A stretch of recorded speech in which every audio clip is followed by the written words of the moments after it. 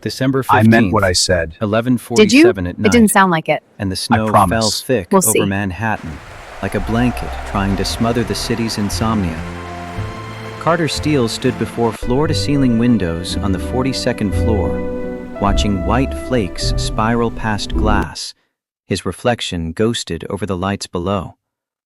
Behind him, the penthouse stretched empty and silent, except for the soft hum of heating vents. Down the hall, Lily slept in her room, clutching the worn teddy bear her mother had given her 3 Christmases ago, back when Anna's hands could still hold things, back before the cancer turned her bones to glass. 3 years. The number sat in Carter's chest like a stone he'd swallowed and never managed to digest. Lily still asked sometimes, in that careful voice children use when they know the answer will hurt, "When is Mommy coming home?" Carter had learned to redirect, to distract, to change the subject before his throat closed up entirely. 8-year-olds shouldn't have to understand permanence. Hell, 50-year-old men barely managed it. He pressed his palm against the cold window, felt winter seep through. Somewhere in this city, people were living actual lives, going on dates, falling in love, making plans that extended past the next board meeting. Carter had forgotten how to do any of that. Work and Lily, Lily and work. The same loop repeating until the days blurred together into something resembling forward motion. His phone buzzed. Another email from the gala committee. Another reminder that SteelTech's founder was expected to make an appearance at tomorrow's charity event. Carter's jaw tightened. He hated those things. The forced small talk, the networking that felt like performance art, the way strangers looked at him like he owed them something because he'd gotten lucky with code and timing 30 years ago. But Lily loved seeing him in a tuxedo. She'd already picked out her dress, the princess gown Anna had bought her before everything went to hell. The thought of disappointing his daughter felt worse than enduring a few hours of social torture. 20 blocks south, in a 5th-floor walk-up with radiators that clanked but never quite produced heat, Elena Bennett sat on the floor of her studio apartment surrounded by cardboard boxes. The eviction notice lay on top of the nearest one, its red letters screaming the deadline she'd been trying not to think about. Vacate by December 20th. 5 days. She had 5 days to find a miracle or figure out how to live in her decade-old sedan. Elena pressed the heels of her hands against her eyes, blocking out the sight of her life reduced to boxes. 4 months since the layoff. 16 job interviews, all ending the same way. Impressed expressions during the technical portion, then sudden cooling when they ran her references. She wasn't an idiot. She knew Derek's father had his fingers in half the tech companies in the Northeast. James Huntington didn't forgive easily, and he definitely didn't forget when someone rejected his son. Her phone lit up on the floor beside her. Derek's name glowed on the screen for the 3rd time that day. Elena watched it ring, imagining his face on the other end. That manufactured concern that never quite reached his eyes, the smile that had once charmed her and now just made her want to shower. The call went to voicemail. 30 seconds later, a text arrived. Still being stubborn? Call me when you're ready to be reasonable. I can fix this with 1 phone call. Elena deleted it without responding. She'd rather sleep in her car than crawl back to Derek Huntington and whatever conditions he'd attached to his so-called help. She'd made that mistake once. 18 months of her life wasted on a man who wanted a trophy, not a partner. When she'd refused to quit her job and play wife-in-waiting for his banking career, he'd shown his true face. The breakup had been messy. His revenge had been methodical. She pulled her laptop onto her knees, opening the browser to scan job listings she'd already memorized. Senior engineer positions she was overqualified for. Junior roles that would barely cover rent. Startup offers in cities she couldn't afford to move to. The cursor blinked at her, mocking. Outside her window, the same snow that fell on Carter's penthouse accumulated on the fire escape. Elena watched it pile up and thought about how unfair it was that snow could make poverty look almost beautiful. Almost. Both of them sat in their separate corners of the same city, staring at the same winter storm, carrying the same bone-deep loneliness that came from surviving things that should have broken them. Neither had any idea that in less than 24 hours, their lives would collide in a way that would rewrite everything they thought they knew about second chances. The morning of December 16th arrived with weak sunlight filtering through clouds that threatened more snow. Carter woke at 5:30, habit overriding his body's protests. 3 hours of sleep would have to be enough. It usually was. He moved through the dark penthouse on practiced feet, passing Lily's room without making a sound. In the kitchen, he started coffee and pulled out ingredients for chocolate chip pancakes, Lily's favorite. The least he could do was make sure she started the day happy, even if he felt like something scraped off the bottom of someone's boot. The coffee maker gurgled and hissed.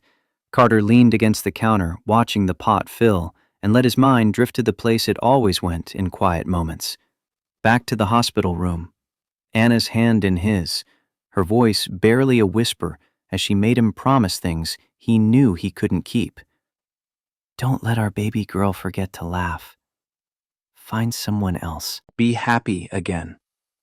Carter had nodded and lied through his teeth, agreeing to anything that would give her peace in those final hours.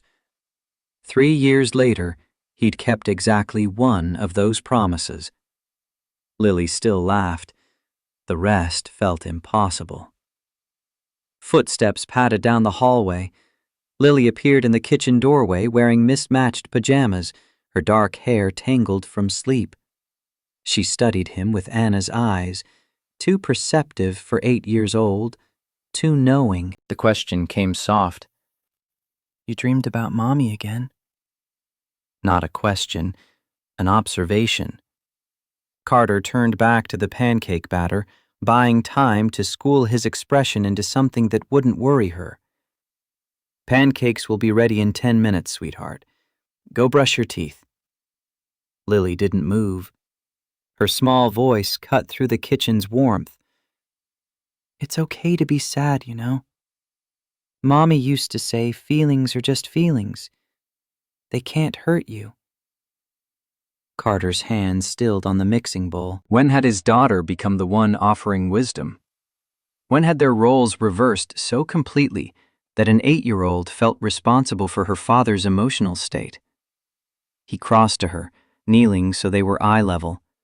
Lily's face held that solemn expression she got when she was working through something bigger than she had words for. His hand brushed hair from her forehead.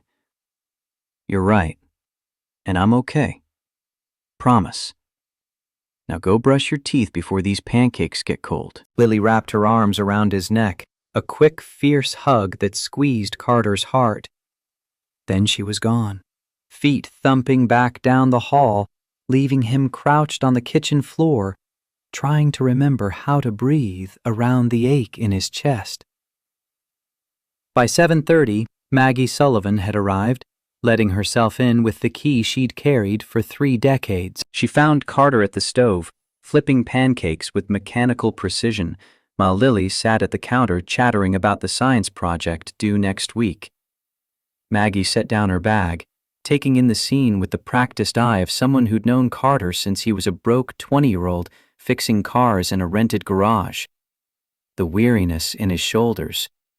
The way he smiled at Lily but forgot to make the expression reach his eyes. The carefully maintained performance of a man holding himself together through sheer stubbornness.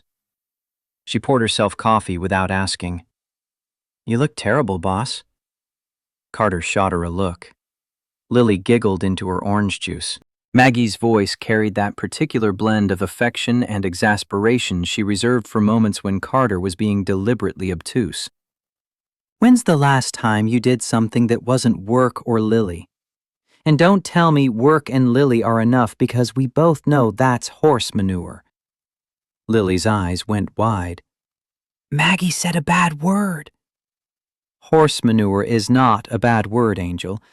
It's agricultural terminology. Carter plated pancakes, grateful for the distraction. I have that charity gala tonight. Does that count? Maggie snorted. Her hands moved through the kitchen with the efficiency of decades, tidying without making a production of it. Suffering through rubber chicken and fake conversation isn't self-care. When's the last time you went on an actual date? The question landed like a brick through a window. Carter focused very hard on drizzling syrup in a perfect spiral over Lily's pancakes. Lily's voice piped up, helpful. Daddy doesn't date. He says he's too busy. Daddy is standing right here and would appreciate not being discussed in third person. Maggie met his eyes over Lily's head. Something passed between them, understanding mixed with challenge. She'd been Anna's friend first, had held Carter's hand through the funeral, had shown up every morning since to make sure Lily had stability even when Carter was falling apart. If anyone had earned the right to call him on his bullshit, it was Maggie Sullivan. But before she could push further, Carter grabbed his phone and keys. I need to get to the office. Board meeting at 9. Maggie's expression said she wasn't fooled. Her mouth opened to argue. Carter kissed Lily's head, cutting off whatever wisdom Maggie was preparing to dispense. Maggie, I'll be home by 5 to get ready for the gala. Lily, be good. Listen to Maggie. He was out the door before either of them could protest, escaping into the elevator with his heart hammering like he'd just fled a crime scene. The truth was too complicated to explain to an 8-year-old or a housekeeper who'd already given him more chances than he deserved. The truth was that Carter had tried. 6 months after Anna died, he'd let friends set him up on a date. The woman had been perfectly nice, attractive, intelligent, age-appropriate. They'd made it through appetizers before Carter had to excuse himself, locking himself in the restaurant bathroom while panic clawed up his throat. The weight of Anna's absence had been so crushing, he'd thought his ribs would crack. He'd canceled dessert, driven home, and never tried again. Some people got second chances. Some people moved on. Carter Steele, it seemed, was not one of them. Across town, Elena Bennett stood in the bathroom of a coffee shop, trying to make herself presentable for an interview she already knew was doomed. Her only professional blouse had a stain near the hem that wouldn't come out. Her interview suit hung a little loose. Stress and stretched budgets had trimmed weight she couldn't afford to lose. She twisted her dark hair into a bun, hiding the fact that a proper haircut had fallen off the priority list somewhere between rent and groceries. The face in the mirror looked older than 48. Tired, defeated. Elena forced her shoulders back, lifting her chin. Fake it until you make it. That's what her mother had always said, back when Elena was young and still believed the world was fair to people who worked hard enough. The interview was at a mid-sized firm in Brooklyn, 45 minutes on the subway. Elena arrived 15 minutes early and spent the time in the lobby reviewing her portfolio on a tablet that was one software update away from obsolete. When they called her name, she followed a perky HR representative into a conference room where 3 engineers waited with polite smiles and loaded questions. The technical portion went flawlessly. Elena walked them through her approach to accessibility design, explaining how she'd optimized code for screen readers and developed interfaces that worked for users with motor impairments. She watched their expressions shift from skepticism to genuine interest. For 20 glorious minutes, she wasn't a charity case or a blacklisted employee. She was a senior engineer who knew her stuff. Then came the references check. The hiring manager, a man in his 30s with kind eyes and the apologetic tone of someone delivering bad news, cleared his throat. Your work is impressive, Miss Bennett. Really exceptional. But when we reached out to your previous employers and industry contacts, we got some concerning feedback about your professional conduct. Elena's stomach dropped. She'd known this was coming. Still felt like a punch. Her voice stayed steady. May I ask what specifically was mentioned? The manager shifted in his seat, uncomfortable. Issues with collaborative work environments. Difficulty accepting feedback. One reference suggested you have trouble with authority figures. Lies. All of it lies. Planted by James Huntington or whoever he'd paid to torch her reputation. Elena could see the truth in the manager's eyes. He didn't fully believe it either, but he couldn't risk it. Not in a field where reputation was currency, and one wrong hire could derail a team. She gathered her portfolio with hands that didn't shake, proud of that much at least. I understand. Thank you for your time. Outside, the sky had turned gray and mean. Elena walked to the subway in a daze, numbness spreading through her chest like frost. 3 interviews this week. 3 identical outcomes. At some point, she'd have to accept that Derek had won. He'd backed her into a corner where the only exit was crawling back and accepting whatever terms he dictated. Her phone rang. Derek's name again, like he had a sixth sense for her moments of weakness. This time, Elena answered. His voice came through smooth as oil. Elena, finally. I've been worried about you. What do you want, Derek? A pause, like he was savoring the power dynamic. I heard about the Nexus interview. Shame it didn't work out. I'm sure you did your best. Elena's free hand clenched into a fist. Did you call just to gloat? I called to help. My offer stands. Come to dinner with me tonight. Let me make some calls. You could be employed again by Monday. The charity gala. He was inviting her to the same Steel Tech-sponsored event Carter would be attending. The irony would have been funny if Elena's life wasn't currently a dumpster fire. Her voice came out flat. What's the catch? Derek's laugh carried the warmth of a snake's belly. No catch.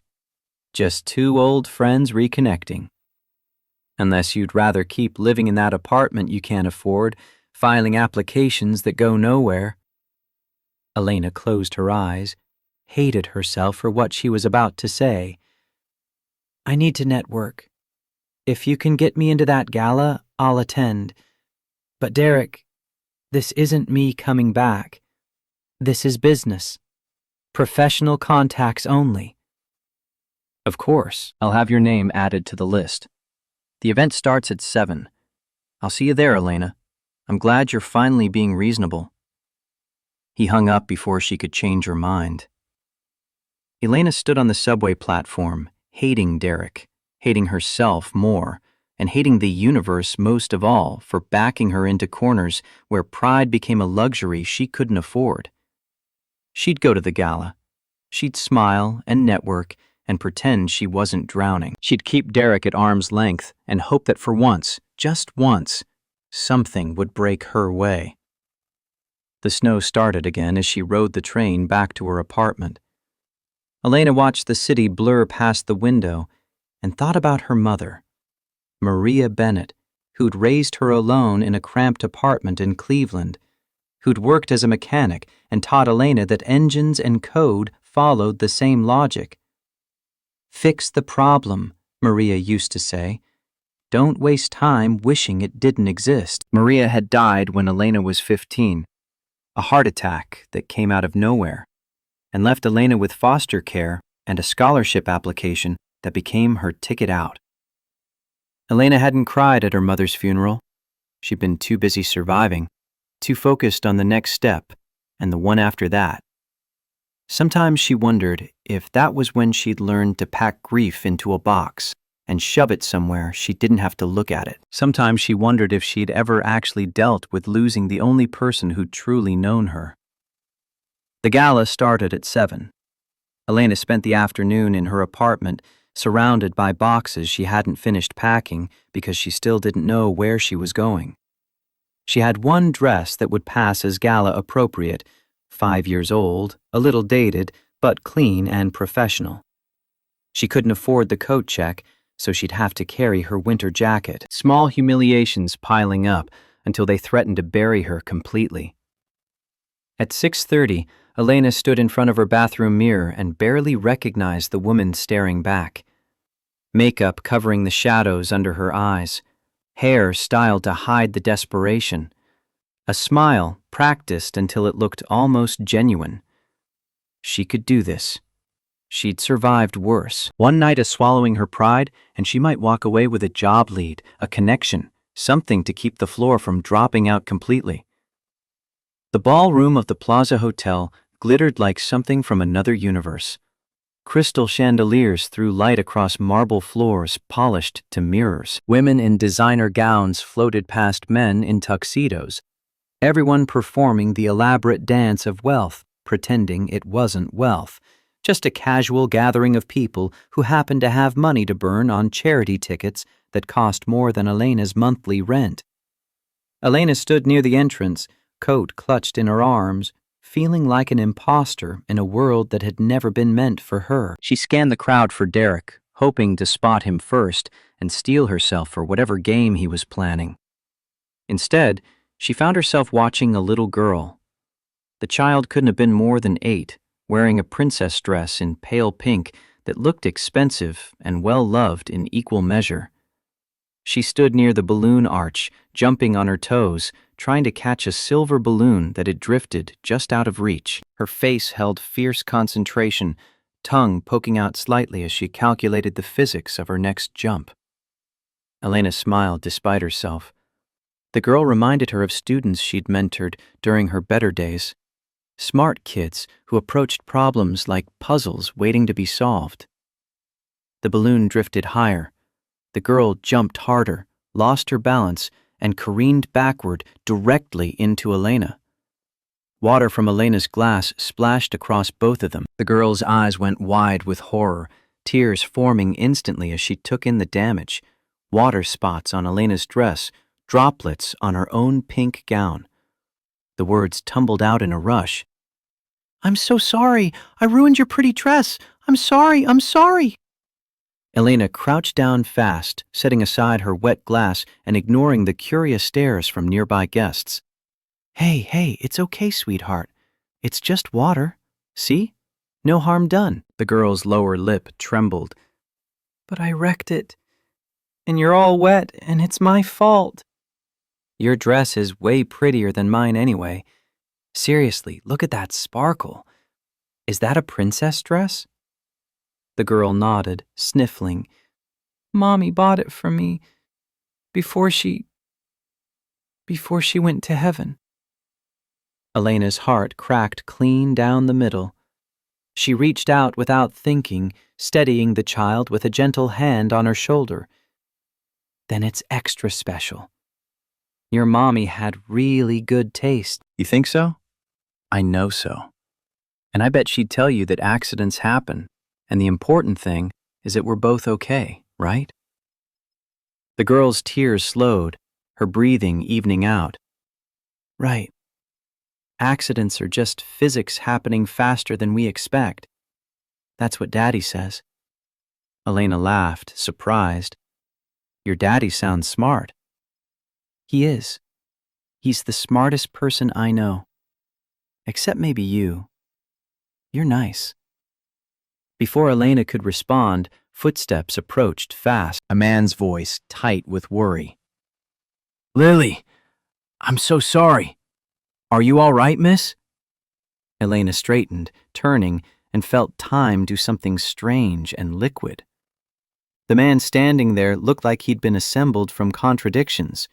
Salt and pepper hair that suggested 50, but skin that held younger tension. An expensive tuxedo fitted over a frame that carried itself with working man's balance. Hands that reached for his daughter with care, but showed calluses that spoke of actual labor. His face held the kind of exhaustion that lived in bones, but his eyes were sharp, dark, and currently fixed on Elena with an intensity that made her breath catch. He didn't look at her like a stranger at a gala. He looked at her like she was a problem he needed to solve, or a question he'd been asking for longer than he wanted to admit.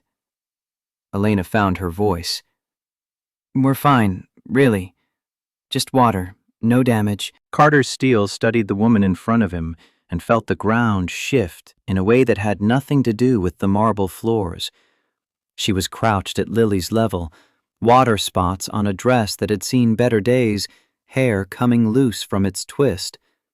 And she was looking at his daughter with a kind of gentle attention that made Carter's chest tighten with something he didn't have a name for. Most people at these events barely acknowledged children existed. This woman had knelt in water to comfort a crying 8-year-old she'd never met. Lily grabbed his hand, pulling him closer. "Daddy, this is my new friend. I don't know her name yet, but she said Mommy has good taste." Carter's throat closed. He forced words past it. "That was kind of you. I'm sorry about the collision. Lily gets enthusiastic about balloons." The woman stood, and Carter registered more details. Dark eyes that held intelligence, and something harder underneath. Maybe pain, or maybe just the weariness of someone who'd fought too many battles.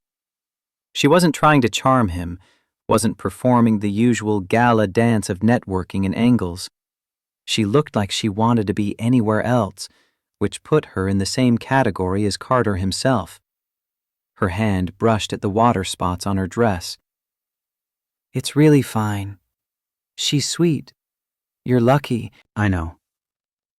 Silence stretched between them, loaded with something Carter couldn't identify. Lily tugged his hand again, breaking the moment. The woman offered a small smile that didn't quite reach her eyes. "I should go. Enjoy your evening."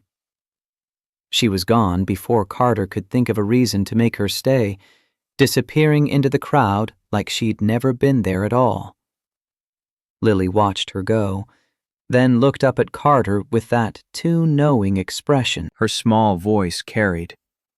"She was sad, Daddy. Like you get sad." Carter swallowed hard. Maggie had appeared from somewhere, approaching with a glass of champagne and a raised eyebrow. She handed him the glass. "Who was that?"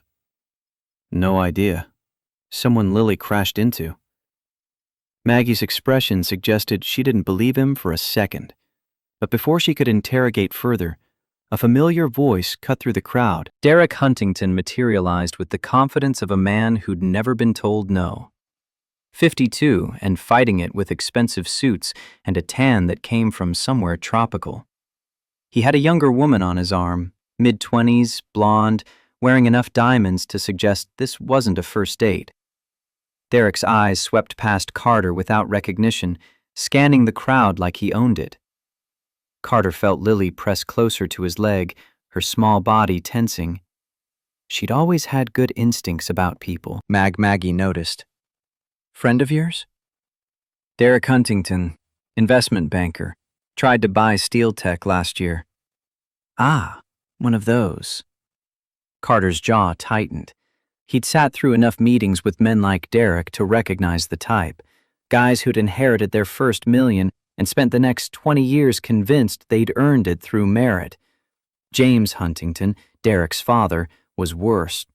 Old money with the conviction that everything and everyone had a price. When Carter had turned down their buyout offer, James had made it clear he'd consider it a personal insult. Lily's voice piped up, "Daddy, can we go? I don't like it here anymore." Carter checked his watch. They'd been here 40 minutes. He'd made his appearance, shown his face, fulfilled his obligation. Staying longer would just mean more forced conversations and watching Lily get progressively more miserable. His hand found her shoulder. "Let's get your coat. Maggie, you mind grabbing the car?" Maggie was already moving, bless her. Carter steered Lily toward the coat check, trying to calculate the fastest exit strategy. As they crossed the ballroom, he caught a glimpse of the woman from earlier, Lily's collision victim, standing near a pillar, looking like she was gathering courage for something. Derek Huntington was approaching her, recognition dawning on his face. Carter told himself it wasn't his business, told himself he didn't care, kept walking. Behind him, Elena Bennett watched Derek close the distance and wanted to run.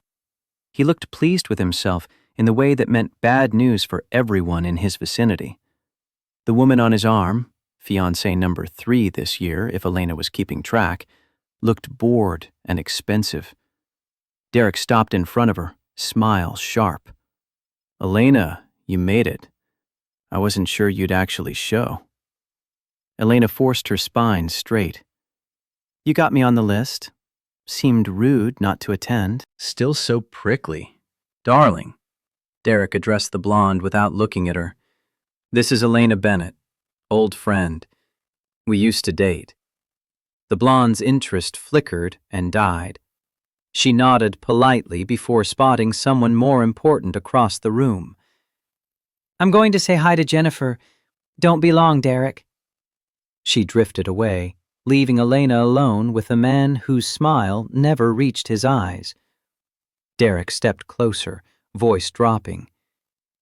"You look tired, Elena. This whole independence thing isn't really working out, is it?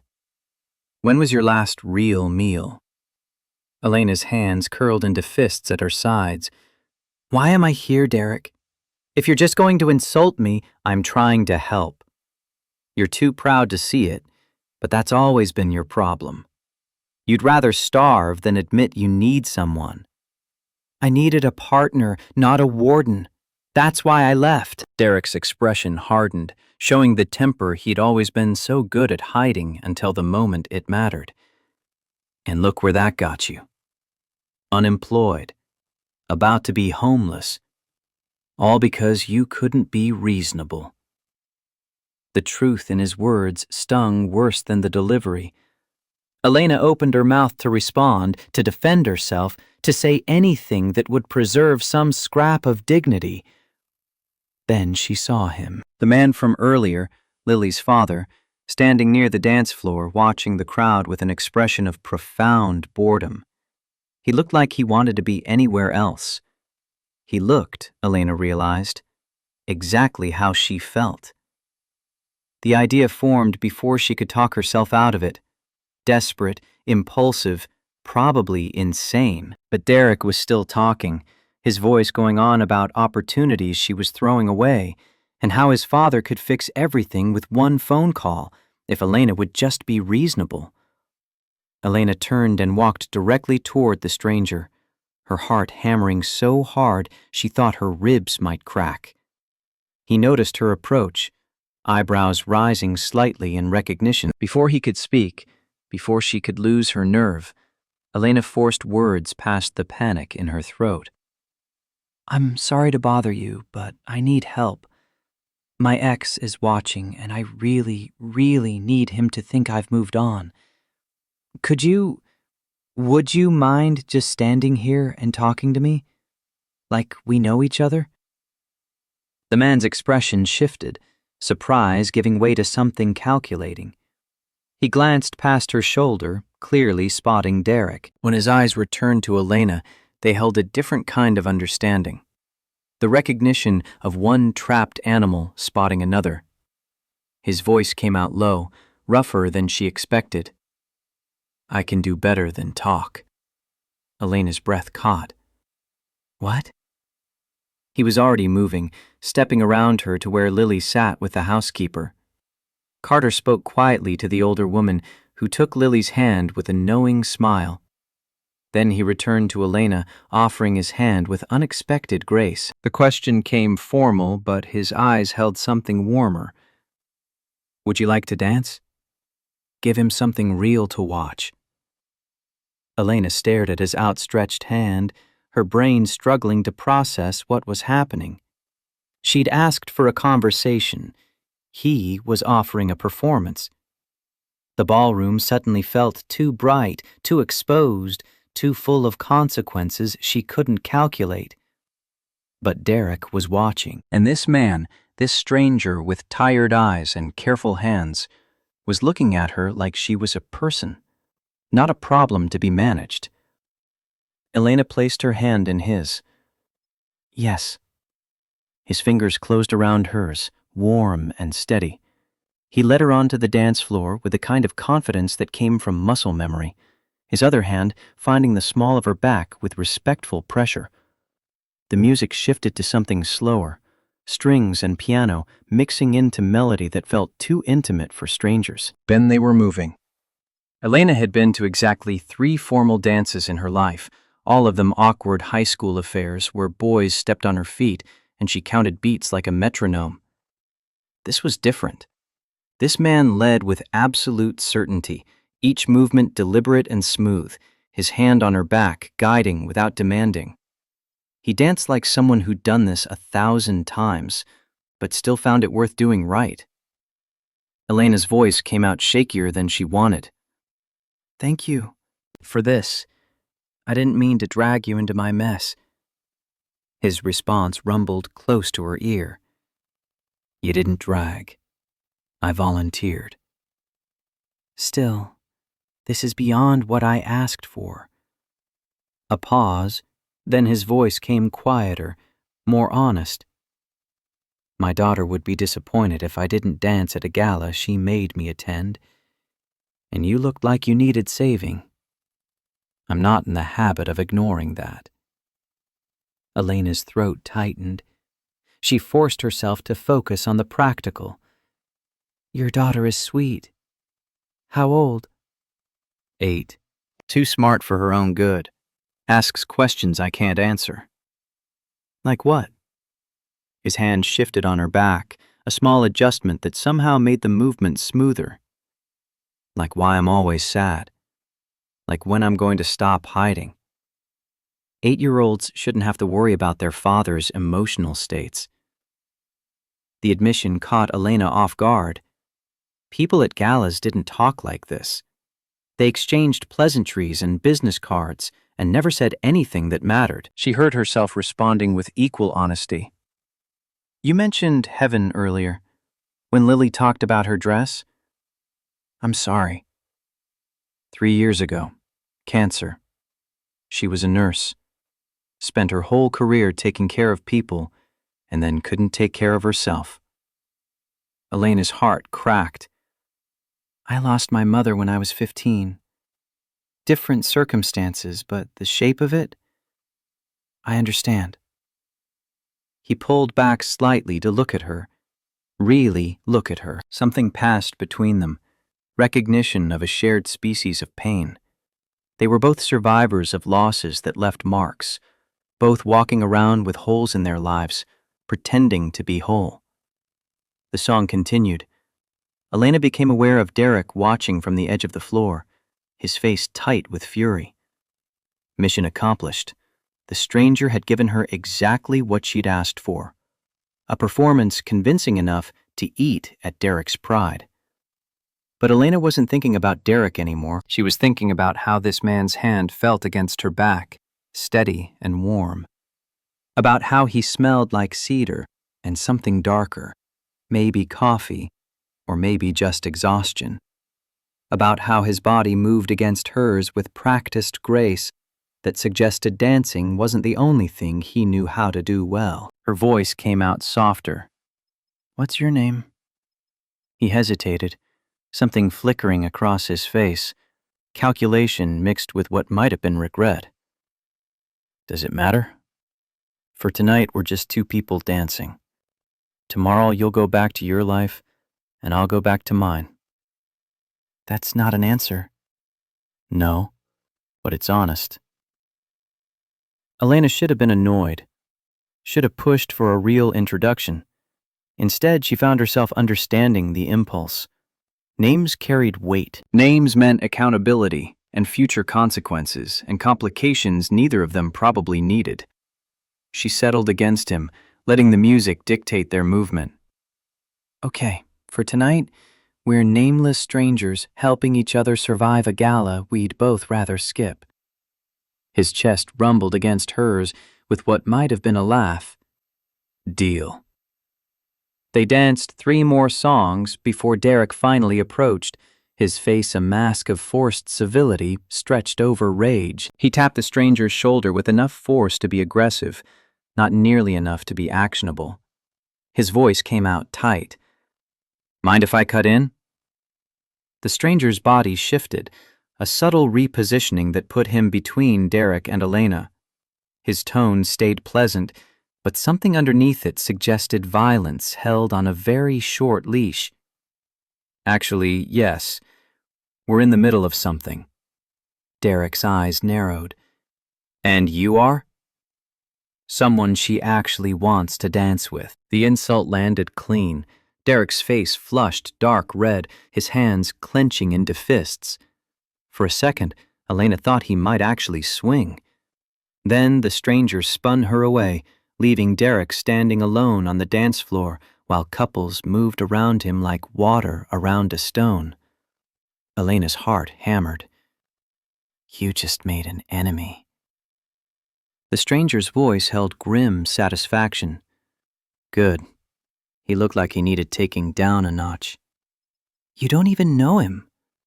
I know enough. I know his type. Guys who think money equals power, and power means they get to own people. They'd reached the edge of the dance floor. The stranger guided her toward a quieter corner, away from the main crowd. Elena's practical brain started cataloging problems. She'd just publicly humiliated Derek at an event where she was supposed to be networking. She'd asked a complete stranger for help and now owed him something she couldn't name. She was standing in water-spotted dress, talking to a man whose name she still didn't know. But her body didn't want to move. Her hand still rested in his, warm and steady, and some part of her wanted to stay in this bubble where consequences hadn't caught up yet. The stranger released her hand carefully, like he was placing something fragile on a table. Your ex. Is he always that charming? Elena laughed, the sound bitter. That was him being polite. You should see him when he doesn't get his way. I'd rather not. Me either. She paused, gathering courage for honesty. Thank you. Really. I came here hoping to network, make connections. Instead, I'm hiding in corners, avoiding the one person who might actually help my career. The stranger's expression shifted to something careful. What do you do when you're not attending galas and dancing with strangers? I'm an engineer. Was. Got laid off 4 months ago. Can't seem to find another position. It's complicated. Interest sparked in his dark eyes. Complicated how? Elena hesitated. Admitting Derek's sabotage to a stranger felt like showing weakness, like proving she was exactly the mess Derek claimed. But something about this man invited honesty. Maybe it was the exhaustion in his face that matched hers. Maybe it was the way he'd defended her without being asked. Maybe it was just that she was so tired of lying. The words spilled out. My ex's father is James Huntington, investment banker, very connected. When I broke things off with Derek, his father made it his mission to blacklist me from every tech company in the Northeast. I'm not unemployed because I'm bad at my job. I'm unemployed because I made a powerful man's son look bad. The stranger went very still. Something crossed his face, surprise, maybe recognition, something else she couldn't read. His voice came out measured. James Huntington, Huntington Capital. You know him? A pause, heavy with unspoken information. We've met. In professional contexts. He tried to buy my company last year. Elena's stomach dropped. Of course, this stranger who'd saved her from Derek would turn out to be someone in James's orbit. Someone who might run back and report this conversation. Someone who could make her situation even worse. She stepped back. I should go. I've taken enough of your time. His hand caught her wrist, gentle but firm. Wait. You think I'm going to tell him? That I'm friends with James Huntington? I don't know what to think. I don't even know your name. The stranger's mouth tightened. He released her wrist, stepping back to give her space. You're right, I'm sorry. I shouldn't have... He stopped, running a hand through his hair in a gesture that looked more familiar than practiced. I turned down James's buyout offer. Told him his business model was predatory, and I wanted no part of it. We're not friends. We're definitely not allies. Elena's pulse slowed from panic to something more manageable. Oh. Yeah. Oh. He paused, then something shifted in his expression, a decision being made in real time. I have a daughter who needs someone to explain quantum physics and a house that's too empty. You have skills and need a place to land. What if I could offer both? Elena's brain struggled to process the shift. What are you talking about? The stranger's words came faster now, like he was working through an idea as he spoke it. My daughter's nanny quit last month. Maggie, the woman you saw earlier, she's wonderful, but she's 65 and needs to retire. Lily needs someone who can keep up with her, who can answer her questions about science and code, someone who doesn't condescend or treat her like she's just a kid. Elena's voice came out flat. You want me to be a nanny? I'm an engineer. I know. That's why you'd be perfect. His hands moved as he talked, sketching invisible shapes in the air between them. Lily asks about quantum physics. She codes. She wants to build robots and understand how engines work.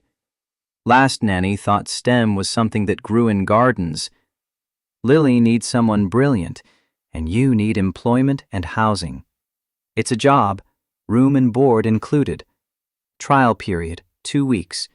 If it doesn't work, I'll write you a recommendation for engineering positions that will get past whatever garbage James planted in your background. Elena stared at him, trying to find the angle, the catch, the place where this offer turned into something else. Men didn't just offer strange women jobs and housing, not without expecting something in return. Her voice came out sharper than intended. I don't need charity. It's not charity. It's employment. You'll earn every dollar dealing with an 8-year-old who has more energy than a small nuclear reactor and asks questions that would stump most PhD candidates. This is insane. I don't even know you. The stranger's expression softened into something that looked almost like vulnerability. My name is Carter. Carter Steele. I built a company from nothing because I was desperate and angry and too stupid to know it was impossible. I recognize desperation when I see it.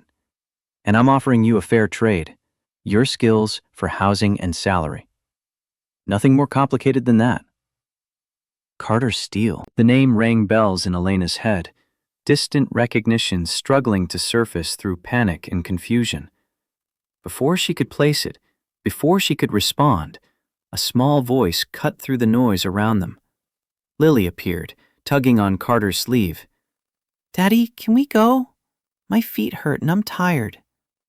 Carter's whole demeanor shifted, walls dropping as he turned to his daughter. Yes, sweetheart. Maggie's getting the car. 5 more minutes. Lily's eyes found Elena, recognition lighting her face. The balloon lady. Hi again. Elena managed to smile. Hi yourself. How are your feet? These shoes are evil, but Daddy says fancy events require fancy suffering. She paused, studying Elena with uncomfortable perception. Are you coming home with us? Carter and Elena spoke simultaneously. Carter, that's complicated. Elena, I don't think... Lily's face fell. Oh. Okay. I thought maybe since you were talking, you might be friends now. Carter's jaw tightened. He crouched to Lily's level. Give us 1 more minute, okay? Go find Maggie.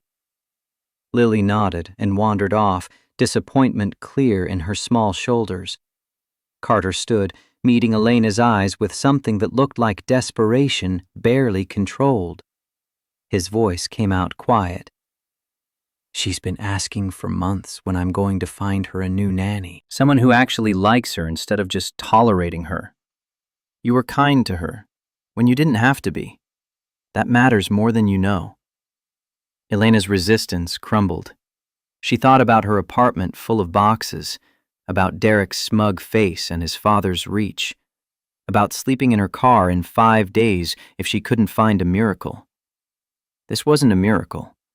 This was a stranger offering a job that made no sense and solving problems Elena hadn't even mentioned. But her mother's voice echoed in her head. Fix the problem. Don't waste time wishing it didn't exist. Elena heard herself speaking. 2 weeks. Trial period. I'm not a charity case and I won't be treated like one. Carter's expression flooded with relief. 2 weeks. Trial. You'll be paid fairly, and if it doesn't work, no hard feelings, and a reference that will open doors. And your daughter? Will adore you, or drive you insane. Possibly both. They stood in the corner of a ballroom full of strangers, the gap between their lives so wide it should have been impossible to bridge. But desperation did funny things to possibilities. It made insane offers sound reasonable. It made strangers feel like potential allies. It made Elena Bennett shake Carter Steele's hand and agree to move into his house to take care of a daughter she'd met exactly once. Derek appeared again, fury radiating from every line of his body. He stopped 3 feet away, clearly having watched the entire exchange. His voice came out nasty. Elena, we need to talk. Carter's body shifted, placing himself between Elena and Derek again. The protective gesture should have annoyed her, should have triggered her independent streak that hated being treated like she needed saving. But there was something in the way Carter did it, not possessive, not controlling, just a simple physical statement that Elena wasn't alone. That if Derek wanted to intimidate her, he'd have to go through someone else first. The words came out of Carter's mouth cold and certain. The lady's occupied, and from what I can see, she'd prefer to keep it that way. Derek's face went purple. Who the hell do you think you are? Carter's smile held no warmth. Someone who knows better than to harass women at charity events. Walk away. For a second, violence hung in the air between them. Then Derek's eyes narrowed, really looking at Carter for the first time. Something flickered across his face. Recognition, maybe confusion. His voice came out uncertain. Wait, have we met? You look familiar. Carter took Elena's hand, his grip firm and grounding. I don't think so. Excuse us. He pulled Elena toward the exit before Derek could respond, moving with purpose through the crowd. Maggie waited near the coat check with Lily, who brightened at their approach. Lily grabbed Elena's other hand. You are coming with us. Elena looked down at the 8-year-old whose mother had died and whose father was trying to hold life together with duct tape and determination, at Maggie, who watched with knowing eyes and a small smile, at Carter, who'd offered her a lifeline without being asked, and was currently steering them all toward the door like a man escaping a building that might collapse any second. She'd agreed to something insane. She was about to get in a car with strangers and go to an address she didn't know to start a job she wasn't qualified for. But when she looked back over her shoulder, she saw Derek standing in the middle of the ballroom floor, his phone already out, probably calling his father to report this development and plan his next move. Elena tightened her grip on Lily's hand and didn't look back again. The town car's leather seats smelled expensive and foreign. Elena sat beside Carter while Lily sprawled across both their laps, already half asleep, the princess dress rustling with each breath. Maggie rode up front with the driver, occasionally glancing back with expressions Elena couldn't decode. Carter's thumb traced absent patterns on Lily's shoulder, automatic comfort. His other hand rested near Elena's on the seat, close enough that she felt warmth radiating from his skin without actual contact. The city slid past tinted windows, Fifth Avenue giving way to side streets Elena didn't recognize, neighborhoods where addresses probably required 7 figures just to rent. Lily stirred, her voice drowsy. Elena's really coming home with us? Carter's response came soft. For a trial period. 2 weeks. We'll see if it works out. The child's fingers found Elena's hand, curling around it with sleepy trust that made Elena's throat constrict. It'll work. I know it will. Elena met Carter's eyes over Lily's head. Something passed between them, shared recognition of how quickly this had escalated, how far past rational they'd both jumped. 24 hours ago, they'd been strangers. Now Elena was moving into this man's home to care for his daughter based on 3 dances and a desperation neither wanted to name. The car pulled up to a building that made Elena's breath catch. Glass and steel rising 42 stories. Doorman in uniform, the kind of address that showed up in architectural magazines. Carter climbed out first, scooping Lily into his arms, despite her half-hearted protests that she could walk. Maggie gathered coats with practiced efficiency. The doorman nodded. "Evening, Mr. Steele. Miss Lily?" Carter's voice held tired warmth. "Hey, Marcus. We have a guest. This is Elena Bennett. She'll be staying with us for a while." Marcus' floor-to-ceiling windows wrapped 3 walls, offering views of Manhattan that looked fake, too perfect to be real. Minimalist furniture in grays and whites, art that was probably worth more than Elena had earned in her entire career, kitchen with appliances that gleamed like surgical instruments. But underneath the obvious money, signs of actual life, Lily's drawings magneted to the massive refrigerator, books stacked on coffee tables, a stuffed giraffe abandoned on the pristine couch. Carter moved through the space on autopilot, carrying Lily down a hallway.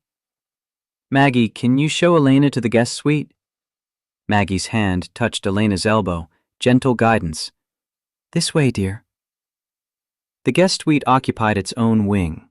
Bedroom larger than Elena's entire apartment had been. Bathroom with a tub that could fit 3 people. Walk-in closet currently empty and waiting. Windows overlooked the park, snow still falling in lazy spirals. Maggie watched Elena process the space. "I know it's overwhelming. Carter doesn't really notice anymore. Lives small in a big space. Your things from your apartment, he can have them moved tomorrow if you give me the address." Elena's mind stuttered. "I didn't agree to move everything. This is just a trial." The older woman's smile carried decades of wisdom. "Sure it is. Get some sleep, dear. Tomorrow starts early with Lily. 6 a.m. is sleeping in for that child." Alone in borrowed luxury, Elena stood at the window watching snow accumulate on glass and wondered what the hell she'd gotten herself into. Her phone showed 3 missed calls from Derek, 2 texts that started friendly and ended threatening. She deleted them without reading past the first lines. A soft knock interrupted her spiral. Carter stood in the doorway, changed from tuxedo to worn jeans and MIT sweatshirt that had seen better decades. The casual clothes made him look younger, more approachable, more human. His voice carried careful distance. "I should have asked earlier. Do you need anything? Clothes, toiletries, food?" Elena gestured at the plush robe hanging in the bathroom. "I think I'm covered for tonight. Tomorrow I'll need to go back to my apartment, get actual belongings. I'll have a car ready whenever you want." He paused, weight shifting like he was debating whether to say the next thing. "For what it's worth, this is strange for me too. I don't usually invite strangers to live in my house." "Just the desperate ones at charity galas?" Carter's mouth twitched toward a smile. "You're the first. Maggie thinks I've lost my mind." "She might be right." "Probably is." His expression shifted to something more serious. "Elena, about your ex, Derek. If he shows up here, causes problems, he won't. Derek's many things, but he's not stupid enough to harass someone in their own home. His father taught him to keep the knife work professional." Carter's jaw tightened. Still, you're safe here. That's not negotiable. The certainty in his voice sparked something warm and dangerous in Elena's chest. She forced it down, focusing on practicalities. What time does Lily wake up? Between 6 and 6:30. She's an early riser, takes after Anna. The name hung in the air, weight of absent presence. Elena ventured carefully. You mentioned she was a nurse? Oncology. Spent 15 years helping cancer patients, then became one herself. The irony wasn't lost on her. Carter's hand found the door frame, gripping like it was the only thing keeping him upright. Stage 4 pancreatic by the time they caught it. 6 months from diagnosis to the end. Lily was 5. Doesn't remember enough. Elena's throat ached. I'm sorry. There aren't words for that. No, there aren't. His eyes met hers, raw and honest. She made me promise things before she died. Find someone else. Be happy again. Let Lily have a mother. I've managed exactly none of it. That's a lot to put on someone. Anna was always unreasonably optimistic. His voice gentled, affection bleeding through grief. She believed in second chances and fresh starts and all that hopeful bullshit that sounds good in movies. Elena heard herself asking, Do you believe in second chances? Carter studied her for a long moment, something shifting behind his eyes. I didn't. Then I met a woman at a gala who asked me to dance and reminded me that brave looks different than I thought. Heat flooded Elena's face.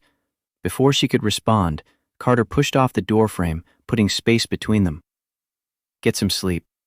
Tomorrow will be chaos. Lily's excited to have you here, and when she's excited, the volume goes up significantly. He was gone before Elena could formulate words, footsteps disappearing down the hall. She stood in the too large bedroom, wondering if she'd imagined the thing that just happened, that moment of connection that felt too real for strangers, too dangerous for people this damaged. Sleep came in fragments, broken by unfamiliar sounds and the surreal recognition that she was sleeping in a penthouse instead of her car. When pale winter light finally crept through the windows, Elena gave up pretending rest was possible. 5:30 a.m. according to her phone, time zone of insomnia and poor decisions. She found the kitchen on instinct, following the smell of fresh coffee. Carter stood at the espresso machine in the same worn jeans and sweatshirt, hair still mussed from sleep, looking more like the mechanic he'd been than the billionaire he'd become. He glanced up, surprise flickering. You're up early. Couldn't sleep. New place. Fair enough. He pulled down a second mug without asking. How do you take it? Black. Strong enough to strip paint if possible. Carter's laugh surprised both of them. Anna used to say the same thing. Nurses run on coffee and spite. Elena accepted the mug he poured, steam rising between them. The silence stretched comfortable, both of them existing in pre-dawn quiet like it was a shared language. Footsteps thundered down the hallway. Lily exploded into the kitchen wearing mismatched pajamas and bedhead that defied physics. Elena! You're real! I thought maybe I dreamed you. Carter caught his daughter before she could launch herself at Elena. Easy, sweetheart. Let the woman wake up first. Lily vibrated with barely contained energy. Can we make pancakes? Can Elena help? Does she know the pancake song? Elena blinked. The what? The pancake song. Daddy sings it while he cooks. It's terrible, but tradition. Carter's ears went red. I don't sing. You do. You just pretend you don't. Watching them banter, Elena felt something in her chest unknot. This wasn't performance or pretense. This was real life, messy and warm and alive, in ways her apartment had stopped being months ago. She found herself offering, "I can't sing, but I can flip. My mom taught me to make pancakes when I was 7. Used to compete on height." Lily's eyes went wide. "Competition pancakes? Daddy, we're doing this." The next hour passed in a blur of flour and chaos. Lily narrated her entire thought process, explaining the chemistry of baking powder, while Carter assembled ingredients with the efficiency of someone who'd done this 1,000 times. Elena flipped pancakes while Lily kept score, both of them laughing when one stuck to the ceiling and Carter had to scrape it down with a spatula. Maggie arrived mid-chaos, taking in the scene with raised eyebrows. "Well, this is different." Carter looked up from wiping flour off the counter. "Different good or different alarming?" "Time will tell." But Maggie's smile suggested she approved. Breakfast became an extended affair. Lily asked 47 questions, Elena counted, covering quantum physics, why snow was white, whether coding in Python was better than Java, and if Elena had ever built a robot. Elena answered honestly, admitting when she didn't know things, and offering to research together when Lily's questions exceeded her knowledge. Carter watched from his position at the sink, quiet and observant. Once Elena caught him staring, something unreadable in his expression. Their eyes met and held for 3 heartbeats before Lily demanded Elena's attention again. After breakfast, Carter retreated to his home office for calls. Elena helped Lily with weekend homework, discovering the 8-year-old wasn't exaggerating about her academic level. The math problems were pre-algebra. The science project involved circuits and conductivity. The reading assignment came from a book Elena herself had studied in college. Lily looked up from her notebook. "Miss Peterson at school says I should skip a grade, but Daddy won't let me. He says social development matters more than academics." Elena considered carefully. "Your dad might have a point. Being the youngest in a class can be lonely." "Were you the youngest?" "Youngest and poorest. Full scholarship to MIT at 16. Brilliant kids, but none of them knew what it was like to work 3 jobs while studying. I spent 4 years feeling like an alien." Lily's expression turned thoughtful. "Did you wish you'd waited?" "Sometimes. Other times I was grateful for the opportunity. Life's complicated like that. No perfect choices, just different consequences." The honesty seemed to satisfy something in Lily. She returned to her homework, occasionally asking Elena for help with concepts that should have been beyond elementary school. Around noon, Carter emerged from his office looking grim. His voice came out tight. "Elena, can I talk to you for a minute?" Lily glanced between them, reading tension with uncomfortable accuracy. "Am I in trouble?" "No, sweetheart. Adult stuff. Keep working on that circuit diagram." Carter's office occupied a corner with windows on 2 sides, desk covered in papers, and dual monitors showing code that made Elena's fingers itch.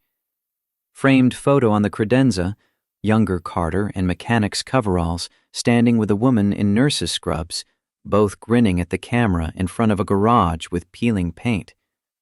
Elena nodded at the photo. "That Anna?" "Yeah, 20 years ago. First shop I ever owned. She'd bring me lunch between shifts, help me with the books even though math wasn't her thing." "You look happy." Carter's expression went distant. "I was. Broke and exhausted, but happy. Funny how that works." He shook himself, refocusing. "That's not why I asked you in here. I need to tell you something before you find out another way." Elena's stomach tightened. "Okay." "My last name is Steele. Carter Steele." The name finally clicked. Elena's brain supplied context her exhaustion had missed last night. Tech news articles, Forbes lists, that blurry photo from a decade ago of the reclusive founder who'd built $1 billion company and then disappeared from public view. Her voice came out flat. "You're Carter Steele." The Carter Steele, founder and CEO of Steel Tech Industries. Yes. The floor tilted. Elena gripped the desk edge, thoughts racing. Steel Tech, the company I worked for. The company that laid me off 4 months ago. Carter's expression went pained. I didn't know. I don't handle HR directly, don't review termination decisions unless they're executive level. I interviewed there 6 times this year. 6. Was denied each time. Elena's voice climbed despite her efforts to control it. I've been begging for work at your company while you were, what, watching? Testing me? No. I had no idea until just now. When Maggie mentioned your full name and background, I pulled your file. Elena Bennett, MIT graduate, 10 years at various companies, laid off from Steel Tech in August. Strong performance reviews across the board. Elena's hands curled into fists. And now I'm living in your house, working for you. This whole thing, was it charity? Poor unemployed engineer, let's give her a pity job. You think I brought you here out of pity? Carter's voice hardened. I brought you here because my daughter needs someone who doesn't treat her like a circus act. And you were kind to her when you had no reason to be. The Steel Tech connection is coincidence. There's no such thing as coincidence when one person holds all the power. I'm not trying to control you, Elena. I'm trying to help. Same thing from where I'm standing. Elena's chest felt tight, panic and fury mixing into something that tasted like copper. Everyone's going to think I slept my way into this position. My career, what's left of it, is over. Even if I leave now, word will get out. Elena Bennett, the desperate engineer who shacked up with the CEO. Carter's jaw worked. No one knows you're here except Maggie and the doorman. This stays private until we decide otherwise. We? There is no we. This is your company, your house, your rules. I'm just the help who happened to interview at the wrong place at the wrong time. Footsteps in the hallway. Lily's voice, small and worried. Elena? Daddy? Why are you yelling? Elena's anger drained, replaced by sick guilt. She'd promised Lily 2 weeks, made an 8-year-old who'd already lost too much feel safe about having someone new. And here she was, ready to bolt because her pride couldn't handle the revelation that her boss and her employer were the same person. Carter crouched to Lily's level. We're not fighting, sweetheart, just discussing grown-up things. Sometimes adults get loud when they're working through problems. Lily's eyes found Elena. Are you leaving? The question cracked something in Elena's chest. This child who'd watched her mother die, who'd been abandoned by nanny after nanny, who desperately wanted stability and kept getting disappointed. Elena couldn't do that to her. Not over pride, not over fear. She forced her voice steady. No. I promised you 2 weeks. I keep my promises. Relief flooded Lily's face. Promise for real? For real. Elena extended her hand. We'll shake on it. Official contract. Lily's small hand grasped hers with surprising strength. Okay. But can we please stop the adult discussion? It's scary. Carter's expression suggested he wanted to continue the argument, but he let it go for Lily's sake. You're right. Discussion's over. Want to show Elena your room? Lily grabbed Elena's hand, tugging her from the office before either adult could resurrect the fight. The child's room proved to be organized chaos. Books stacked everywhere. Posters of female scientists covering one wall. A desk with computers set up that would make most adults jealous. Projects in various states of completion covered every surface. Lily gestured proudly. I'm building a robot that can water plants. It's not working yet, but I'm close. Elena examined the components: Arduino board, servo motors, moisture sensors. This is impressive work. You taught yourself? Mostly. Daddy helps sometimes, but he's usually too busy. That's why I need you. You understand this stuff. The simple statement landed like a weight. Lily didn't need a nanny. She needed a mentor, someone who could match her intellectually and emotionally, who understood what it meant to be too smart and too young and too much for most people to handle. Elena settled onto the floor, pulling the robot prototype closer. Okay, show me what you've got so far and let's troubleshoot together. They spent the afternoon hunched over circuits, Lily explaining her logic while Elena asked questions and offered suggestions. At some point, Carter appeared in the doorway, watching silently. When Elena glanced up, he was gone, but she could have sworn she'd seen something like relief in his expression. Maggie brought sandwiches around 3. They ate while debating sensor calibration. Lily's enthusiasm infectious enough that Elena forgot to be angry at Carter or worried about her own situation. In this moment, working through a problem with a brilliant kid who just wanted someone to take her seriously, Elena felt useful in a way she hadn't since the layoff. Evening arrived too quickly. Lily's bedtime routine involved negotiation about reading time. She wanted 2 more chapters. Carter held firm at 1. Elena watched from the hallway as father and daughter compromised. The interaction so practiced, it was almost choreographed. Carter emerged from Lily's room looking drained. She finally agreed to sleep. Tomorrow starts early again.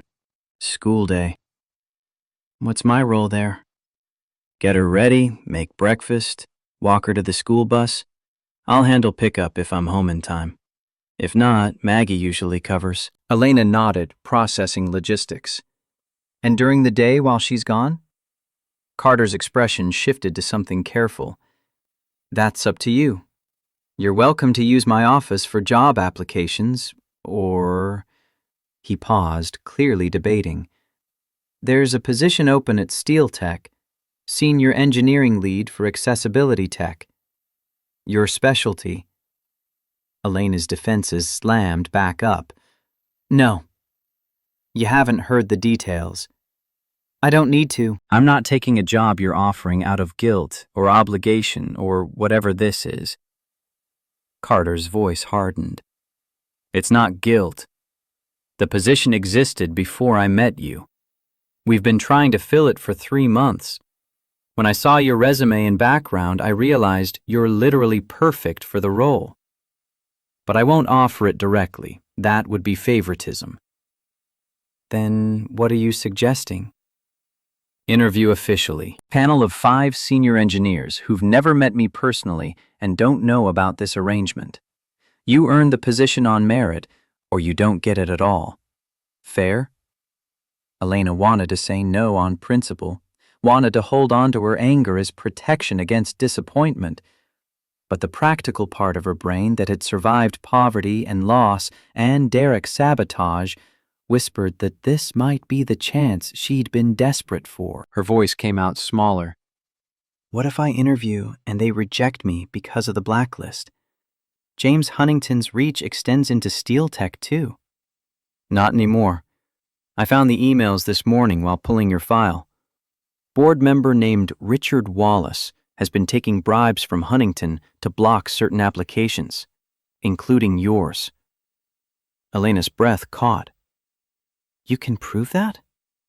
Email chain going back 8 months.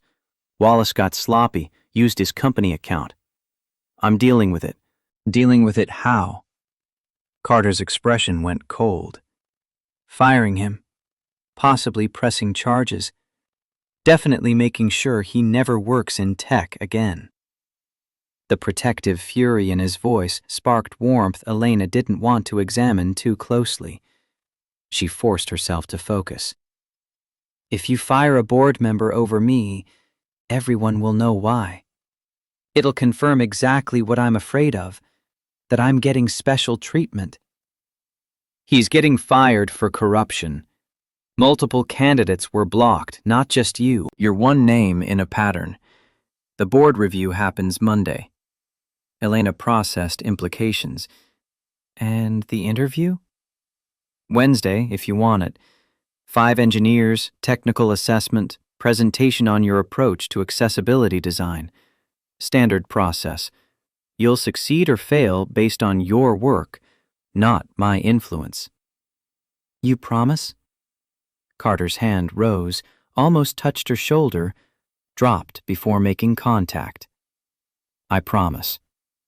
This isn't about us. This is about SteelTech getting the best candidate and you getting the fair shot James Huntington stole. The honesty in his face made Elena's throat tight.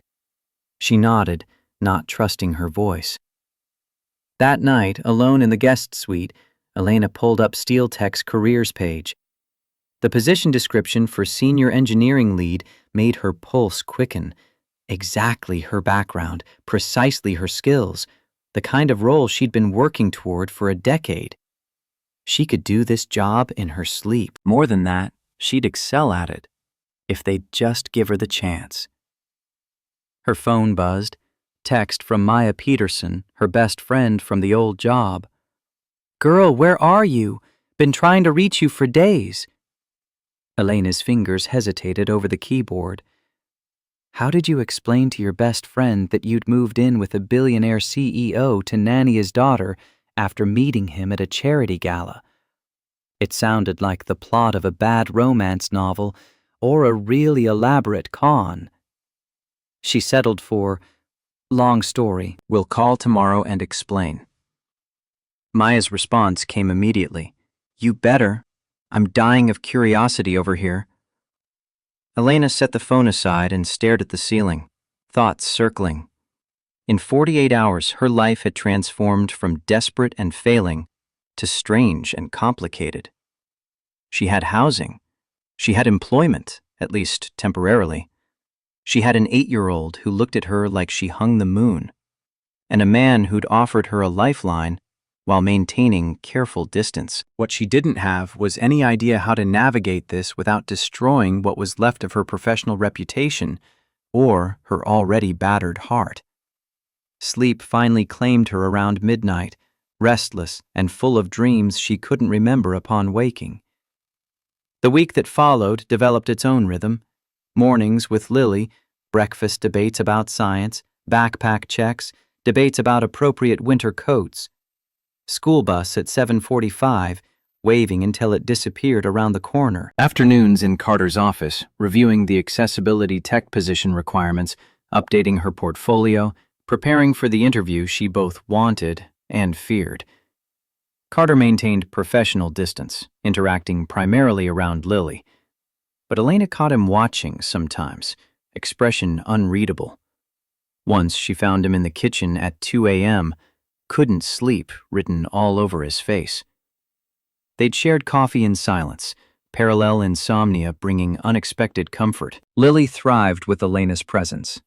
The child's homework became collaborative exploration, questions turning into research projects that fascinated them both. On Wednesday, Lily taught Elena about quantum entanglement using marbles and string. On Thursday, Elena showed Lily how to debug code by thinking like the computer. Friday brought a school project on notable engineers. Lily chose Emily Roebling and spent the evening building a bridge model, while Elena read aloud about Brooklyn Bridge history.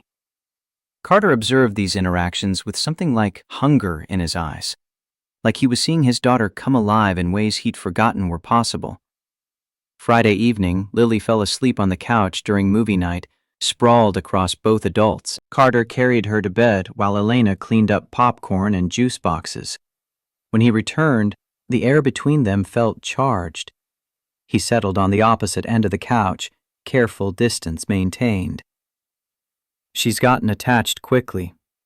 Too quickly, maybe. Elena's chest tightened. Is that a problem? I don't know yet. The last 3 nannies all left within a month. Lily stopped getting attached after that. Safer not to hope. I told her 2 weeks minimum. I meant it. And after 2 weeks? Carter's voice carried weight. What then? Elena didn't have an answer. The trial period ended in 9 days. She'd have to decide. Stay in this strange arrangement or go back to apartment hunting and job searching, leading Lily behind. Before she could formulate a response, Carter's phone rang. He glanced at the screen, jaw tightening. I need to take this. He disappeared into his office, door closing with quiet finality. Elena sat alone in the enormous living room, city lights twinkling beyond windows, and wondered when this place had started feeling less like a stranger's house and more like somewhere she might belong. The weekend brought unexpected developments. Saturday morning, a moving truck arrived at Elena's old apartment building. Carter had arranged it without asking, movers packing her belongings efficiently while Elena supervised, trying not to think about how quickly he'd solved a problem she'd been dreading. Maya showed up mid-packing, taking in the scene with wide eyes. Okay, you have exactly 30 seconds to explain before I lose my mind. Elena pulled her friend aside, lowering her voice. Remember that charity gala you said I should attend for networking? I met someone. It's complicated. Complicated like you're dating a millionaire, or complicated like witness protection? Complicated like I'm nannying for a CEO while interviewing at his company. Maya's expression cycled through confusion, disbelief, and finally landed on concern. Elena, what the hell are you doing? Surviving. Same as always. This doesn't sound like surviving. This sounds like you've lost your mind. Elena gestured at the apartment she was being evicted from. I had 5 days to find housing or live in my car. He offered a job and a place to stay. I took it. And the fact that he's your potential employer doesn't worry you? It terrifies me. But I'm handling it. Maya's voice softened. You know I love you. And I know you're brilliant and capable and can handle most things. But there are power dynamics here that could hurt you badly. I know. Elena's throat felt tight. But Maya, his daughter, she's 8 and lost her mom, and she's so damn smart it breaks my heart. She needs someone who gets her. I can be that person. And what about you? What do you need? The question landed like a punch. Elena didn't have an answer, hadn't let herself think about her own needs in months, maybe years. Survival had overridden everything else. Maya hugged her tight. Just be careful. Promise me you'll be careful. Elena promised, knowing it was probably a lie. By Sunday evening, Elena's belongings were installed in the penthouse guest suite.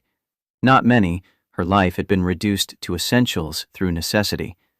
But seeing her books on the shelves, her clothes in the closet, her laptop on the desk, made the space feel less borrowed and more hers. Lily helped arrange everything, chattering about where things should go and why. When they finished, the child stood back to survey their work. Now it looks like you live here for real. The observation carried weight beyond its simple words. Elena was living here for real. The trial period had 4 days left, and she still hadn't decided what came next. That night, Carter knocked on her door around 10. Elena opened it to find him holding a manila folder, expression grim. His voice came out careful.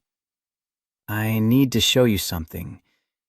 It's not good. Elena's stomach dropped. What is it? Carter handed her the folder. Inside, printed emails between Richard Wallace and James Huntington spanning 8 months. Details of candidates to block, amounts paid, strategies for maintaining plausible deniability. Elena's name appeared 17 times. Her hands shook reading through it. He paid $50,000 to keep me unemployed. Wallace received $50,000. James probably spent more than that in total. I found evidence of bribes to at least 3 other companies' HR departments. Elena's vision blurred with fury. All because I wouldn't marry his son. James doesn't handle rejection well. Neither does Derek, apparently. This is beyond petty revenge. This is systematic destruction of someone's livelihood. What are you going to do about it? Carter's expression went hard. Monday morning, board meeting. I'm presenting evidence, demanding Wallace's resignation. I'm also sending this to the SEC. Corporate bribery is illegal, regardless of the reasons. James will retaliate. Let him try. I turned down his buyout offer last year, and he's been looking for leverage ever since. He'll spin this as personal vendetta between rivals. Elena met his eyes. Is it? Personal? Carter's jaw worked. It became personal the moment I saw what he did to you. This isn't about business anymore. The protectiveness in his voice sparked something dangerous in Elena's chest. She forced herself to focus on practicalities. When this goes public, people will connect dots. Me living here, the interview Wednesday, Wallace getting fired, they'll assume that you earned your position through merit and Wallace was corrupt. The timeline supports that. He was blocking candidates before you ever met me. You're being naive if you think people won't gossip. Carter stepped closer, voice dropping. Do you want the interview or not? Because I can pull it. Keep your name out of everything. You can find employment elsewhere and we'll pretend none of this happened. Elena's heart hammered. Is that what you want? What I want isn't relevant. This is your career, your choice. That's not an answer. Carter's control cracked slightly, something raw showing through. I want you to stay. Not just for Lily, though she's happier than I've seen her in 3 years. I want you to stay because... He stopped, catching himself. Because you deserve the chance to prove yourself. And because this house has felt less empty this week than it has since Anna died. The admission hung between them, weighted with implications neither was ready to examine. Elena's breath came shallow, pulse racing. Her voice emerged smaller than intended. I'll take the interview. I'll earn the position. And after that, we'll figure out what comes next. Relief flooded Carter's expression. Okay, good. The panel's set for Wednesday at 2. You'll do great. You can't know that. I've watched you work with Lily, seen how your mind processes problems. You're exactly what SteelTech needs. The panel will see it too. Elena wanted to believe him, wanted to trust that merit would outweigh gossip, that she could walk into that conference room and prove herself despite everything working against her. But doubt was a familiar companion. It whispered in the back of her mind as Carter left her room, as she lay in bed, staring at ceiling. As Monday morning arrived with board meeting drama she wouldn't witness, but would definitely suffer consequences from. The week's second act began with tension crackling through the penthouse. Carter left early for the office, jaw tight and shoulders rigid. Maggie arrived with knowing eyes and gentle questions Elena deflected while getting Lily ready for school. Lily picked up on the stress, going quiet over breakfast. Is Daddy in trouble? Elena measured her words carefully. He's dealing with some work stuff. Grown-up problems that aren't your concern. But you're worried. Too perceptive. Elena brushed hair from Lily's forehead. A little. But your dad's smart and strong. He'll handle it. Like he handled finding you for me? The question made Elena's throat tight. Yeah, like that. Lily's small hand found hers. Then it'll be okay. Daddy always figures things out eventually. The simple faith cracked something in Elena's chest. She hugged Lily tight, breathing in little girl shampoo smell and trying not to think about how attached she'd gotten in 7 days. After Lily left for school, Elena paced the penthouse, unable to focus on interview prep. Her phone stayed silent. No updates from Carter, no calls from Maya, no texts from Derek, which somehow felt more ominous than his usual harassment. Around 11, Maggie found her in the kitchen pretending to make lunch. "You're going to wear a hole in the floor with all that pacing." Elena forced herself to stop moving. "I don't know what else to do.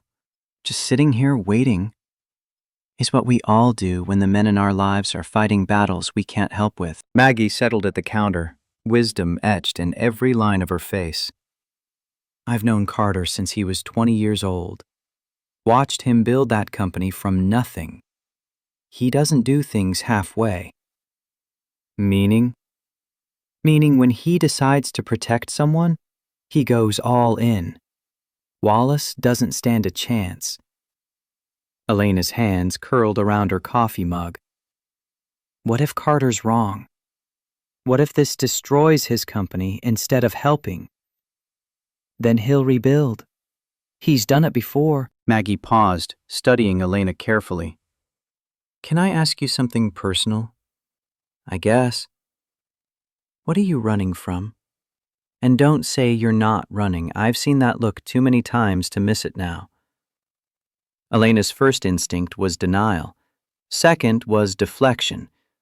But something about Maggie's patient expression invited honesty. "I'm running from feeling like I can't trust my own judgment. I misjudged Derek completely. Thought he cared about me.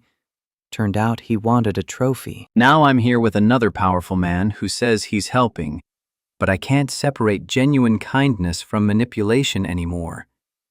Maggie's expression softened. "Carter's not Derek, not even close. But I understand why you'd be wary." "Do you?" "Because from where I'm sitting, I've traded one complicated situation for another." "Life's complicated, dear. Question is whether the complication's worth it." Maggie stood, collecting her bag. "I need to run errands." "You'll be all right?" Elena nodded, not entirely sure it was true. The afternoon crawled. Elena tried to review interview materials, but words blurred together. She attempted to work on Lily's robot project, but couldn't focus. Finally, she gave up and did what she always did when anxiety got too loud. She coded. Carter's office held a whiteboard covered in architecture diagrams. Elena studied them, identifying inefficiencies, seeing places where the system could be optimized. She grabbed a marker and started sketching improvements, losing herself in logic and structure. She didn't hear Carter return until his voice cut through her concentration. "Is that a solution to the latency problem we've been fighting for 6 months?" Elena jumped, nearly dropping the marker. "I'm sorry, I shouldn't have touched." "No, don't apologize. Keep going. What are you thinking?" Elena turned back to the board, tracing her additions. "Your current architecture routes everything through central server, creates bottleneck during high traffic. But if you distribute processing across edge nodes, load balances automatically." Carter moved closer, studying the diagram with intensity that made Elena's skin prickle. We tried something similar 2 years ago. Couldn't make it work because you didn't account for handoff protocols between nodes.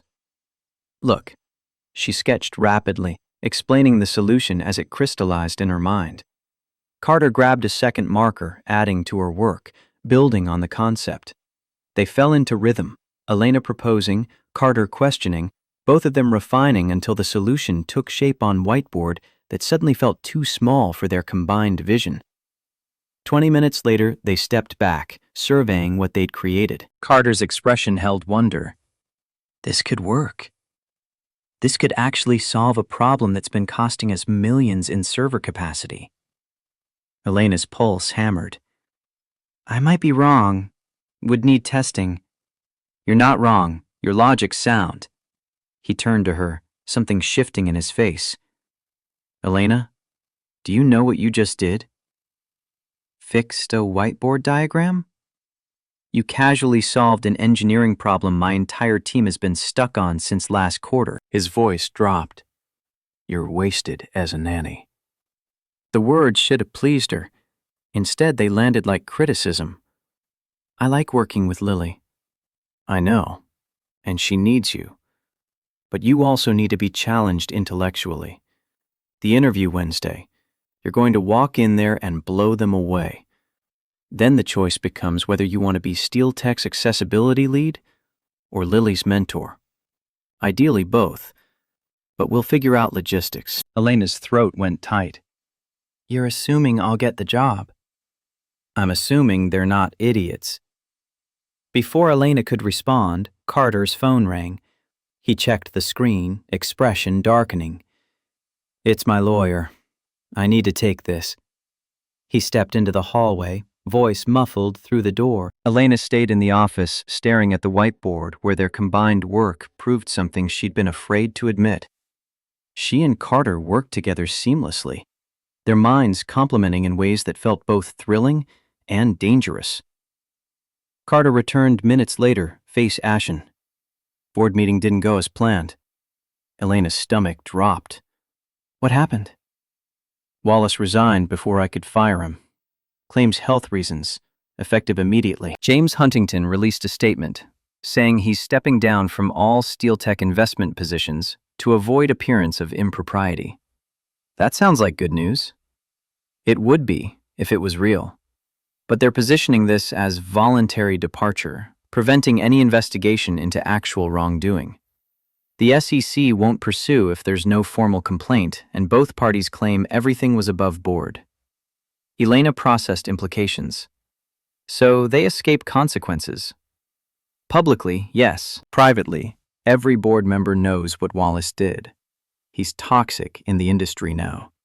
And James pulling investment means he's cutting his losses. Or regrouping for another angle. Carter's jaw tightened. Probably that too. But Elena, the path's clear now. No more internal sabotage. Your interview Wednesday is completely clean. The relief should have been overwhelming. Instead, Elena felt the weight of expectation settling on her shoulders. What if I'm not ready? You just solved a 6-month engineering problem in 20 minutes. You're ready. That was different. No pressure, no audience. Carter crossed the space between them, close enough that Elena could see gold flecks in his dark eyes. You've been ready your entire life. Every obstacle you've overcome, every door that slammed in your face, every person who underestimated you, all of it prepared you for this. Don't let fear make you small when you were built to be extraordinary. The words hit Elena like physical force. No one had ever spoken to her like that, not with empty encouragement, but with certainty backed by evidence. Carter wasn't trying to comfort her. He was stating facts he'd observed and expected her to recognize as truth. Her voice came out whisper quiet. "And if I fail anyway?" "Then you fail, and we figure out next steps. But Elena, you won't. I've seen what you can do. Trust yourself the way I trust you." The space between them felt charged, dangerous. Elena's pulse hammered in her throat, her breathing shallow. Carter's hand lifted like he might touch her face, then dropped. He stepped back, creating distance that felt simultaneously necessary and tragic. His voice roughened. "I should let you get back to interview prep. Lily comes home in an hour." He was gone before Elena could respond, leaving her alone in his office with whiteboard solutions and racing heart, and the terrifying recognition that somewhere in the past week, Carter Steele had stopped being her employer and started being something else entirely. Something she had no idea how to handle. Wednesday's interview consumed Elena's entire being. She arrived at Steel Tech headquarters 30 minutes early, clutching a portfolio that represented 10 years of work and desperation wrapped in leather binding. The building rose 60 stories of glass and innovation, Carter's name etched in steel near the entrance, though most employees had never glimpsed the man himself. The receptionist directed her to conference room 12B on the 40th floor. Elena rode the elevator with strangers discussing quarterly projections, their conversation a language she'd once spoken fluently and now felt rusty attempting. When the doors opened, she stepped into corporate territory that should have been hers years ago, if Derek's father hadn't systematically destroyed her chances. 5 engineers waited around a conference table, 3 men, 2 women, ages ranging from early 30s to late 50s. They introduced themselves with handshakes and titles Elena immediately cataloged: VP of Engineering, 2 senior leads, 1 principal architect, 1 technical director. Carter was conspicuously absent, as promised. The technical director, a woman named Sarah Kim, with silver-streaked hair and sharp eyes, gestured to the chair at the head of the table. Ms. Bennett, thank you for coming. We've reviewed your portfolio, impressive background. Walk us through your approach to accessibility design. Elena's hands steadied as she launched into presentation mode. This was her element: technical problems requiring elegant solutions. She discussed screen reader optimization, motor impairment accommodations, cognitive load reduction, pulled up code samples on the conference room display, explaining architecture decisions with confidence built from years of solving these exact challenges. The panel asked questions, hard ones, questions designed to expose gaps in knowledge or experience. Elena answered each without hesitation, occasionally admitting uncertainty, but offering research methodologies to find solutions. An hour passed, then 90 minutes. The atmosphere shifted from evaluation to collaboration as the panel engaged with her ideas, building on concepts, debating implementation strategies. Sarah Kim finally called time. We have what we need. You'll hear from us by end of week. Elena gathered her materials, pulse hammering. She couldn't read the panel's expressions. Professional neutrality gave nothing away. As she reached the door, the VP of Engineering spoke. Off the record, that was the best accessibility presentation I've seen in 15 years. Don't make other plans for Monday. Hope flared dangerous and bright in Elena's chest. She rode the elevator down in a daze, barely registering the lobby or the walk to the subway. Her phone buzzed with a text from Carter. How did it go? Elena's fingers hesitated over the keyboard. They'd maintained careful distance since the whiteboard moment, interactions limited to logistics around Lily. But the question felt personal, weighted with more than professional interest. She typed back, I think it went well. They said I'd hear by Friday. 3 dots appeared, disappeared, appeared again. Finally, they'd be fools not to hire you. Elena pocketed her phone before she could read too much into the message. The subway ride home, she still thought of the penthouse as home, which terrified her, passed in a blur of second-guessing every answer she'd given. Lily greeted her at the door with a tackle hug. How was it? Did you impress them? Are you going to work with robots now?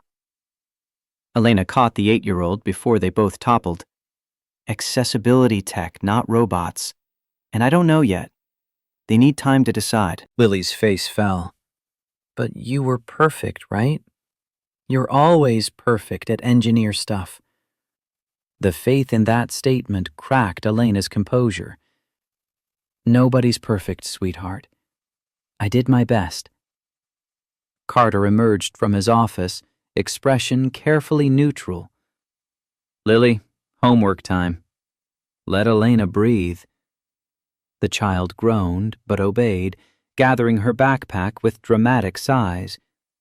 Carter and Elena stood in the hallway, 2 feet of charged space between them. His voice came out lower than necessary. Really? How was it? Honestly, I think I nailed it. But I've thought that before and been wrong. You weren't wrong. The panel was wrong, or influenced by external factors. This time it's clean. Elena wanted to believe him, wanted to trust that merit would outweigh politics and history. But doubt was a muscle she'd exercised too long to abandon now. That night, after Lily fell asleep and the penthouse settled into quiet, Elena found herself on the balcony, despite December cold biting through her sweater. The city spread below, millions of lights representing millions of lives intersecting in ways both random and inevitable. Footsteps behind her. Carter joined her at the railing, maintaining respectful distance, two people existing in parallel solitude. His breath misted in cold air.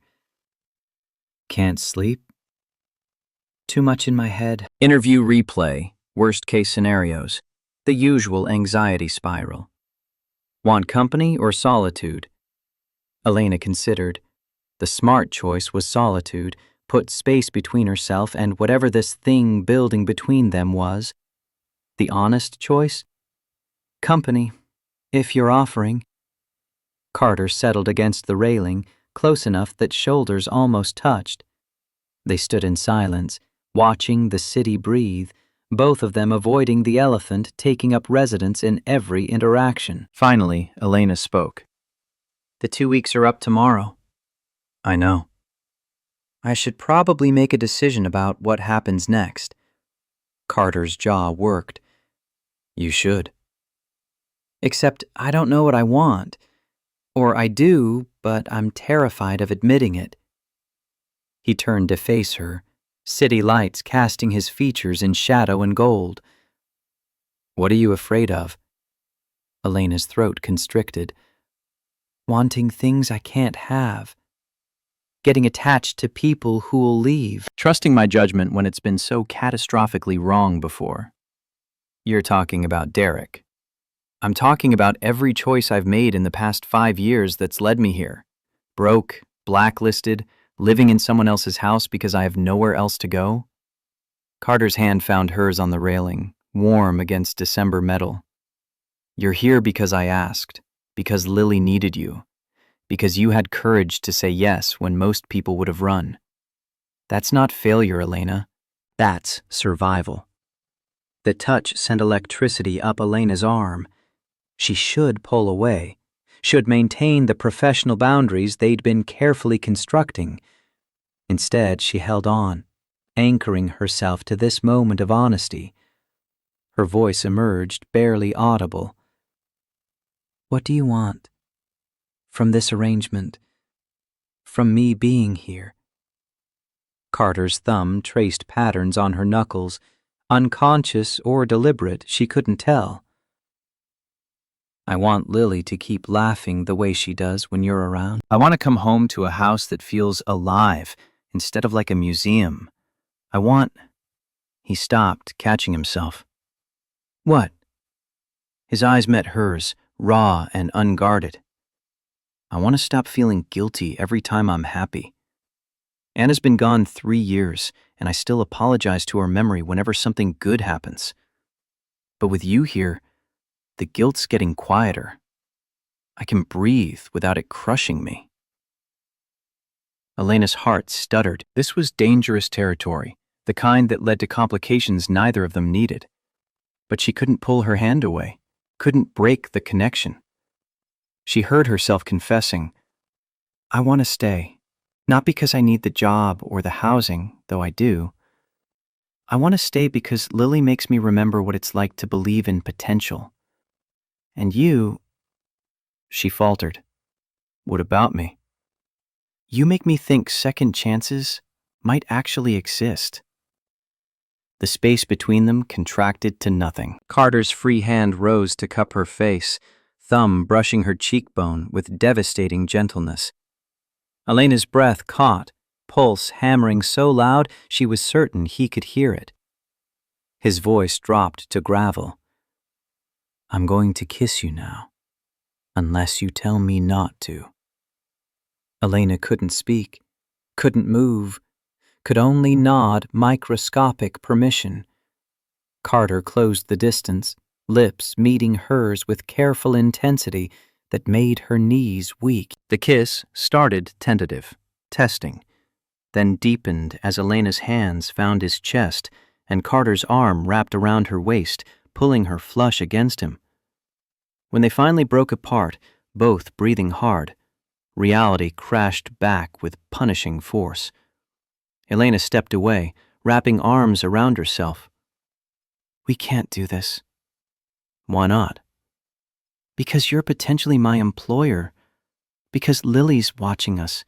Because I don't trust myself not to screw this up like I screw up everything else." Carter's expression held frustration and understanding in equal measure. "You don't screw things up, Elena. Things happen to you. Derek, his father, the blacklist. None of that's your fault." "Doesn't matter whose fault it is.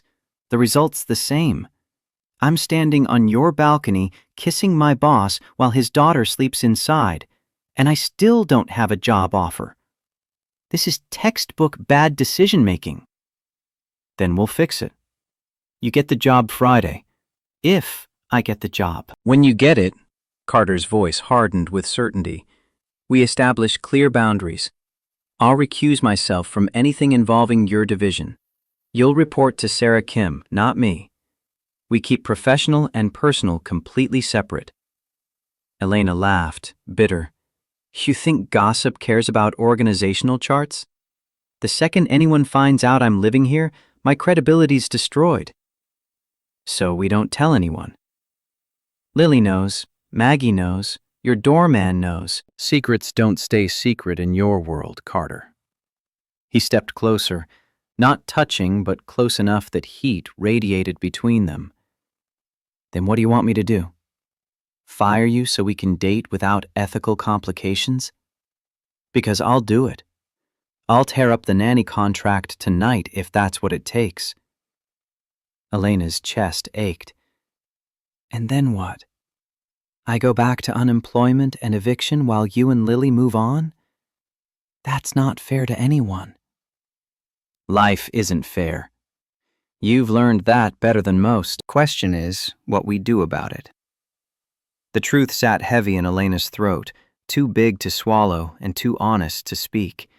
She wanted the job, and the man, and the child who called her perfect. She wanted security and passion and the family structure that had been missing since her mother died. She wanted everything and believed she deserved nothing. Before she could formulate a response that wouldn't shatter them both, Carter's phone rang inside. He cursed under his breath, stepping away to answer. Elena fled to her room while he was distracted, locking the door and pressing her back against it like she could physically hold back the complications piling up. Her lips still tingled from the kiss, her heart still raced from proximity and confession. Her brain screamed warnings about power dynamics and professional suicide and inevitable heartbreak. Sleep didn't come. Elena lay in borrowed luxury, watching ceiling shadows shift and wondering how she'd managed to make her life even more complicated than it had been 2 weeks ago. Friday arrived with the weight of verdict day. Elena moved through morning routine on autopilot. Breakfast with Lily, backpack check, wave as the school bus pulled away. Carter had left early for the office, avoiding her after the balcony moment. The penthouse felt too quiet, too full of unspoken conversations. Her phone rang at 10 a.m. Unknown number with Steel Tech's area code. Elena's hands shook as she answered. "Hello?"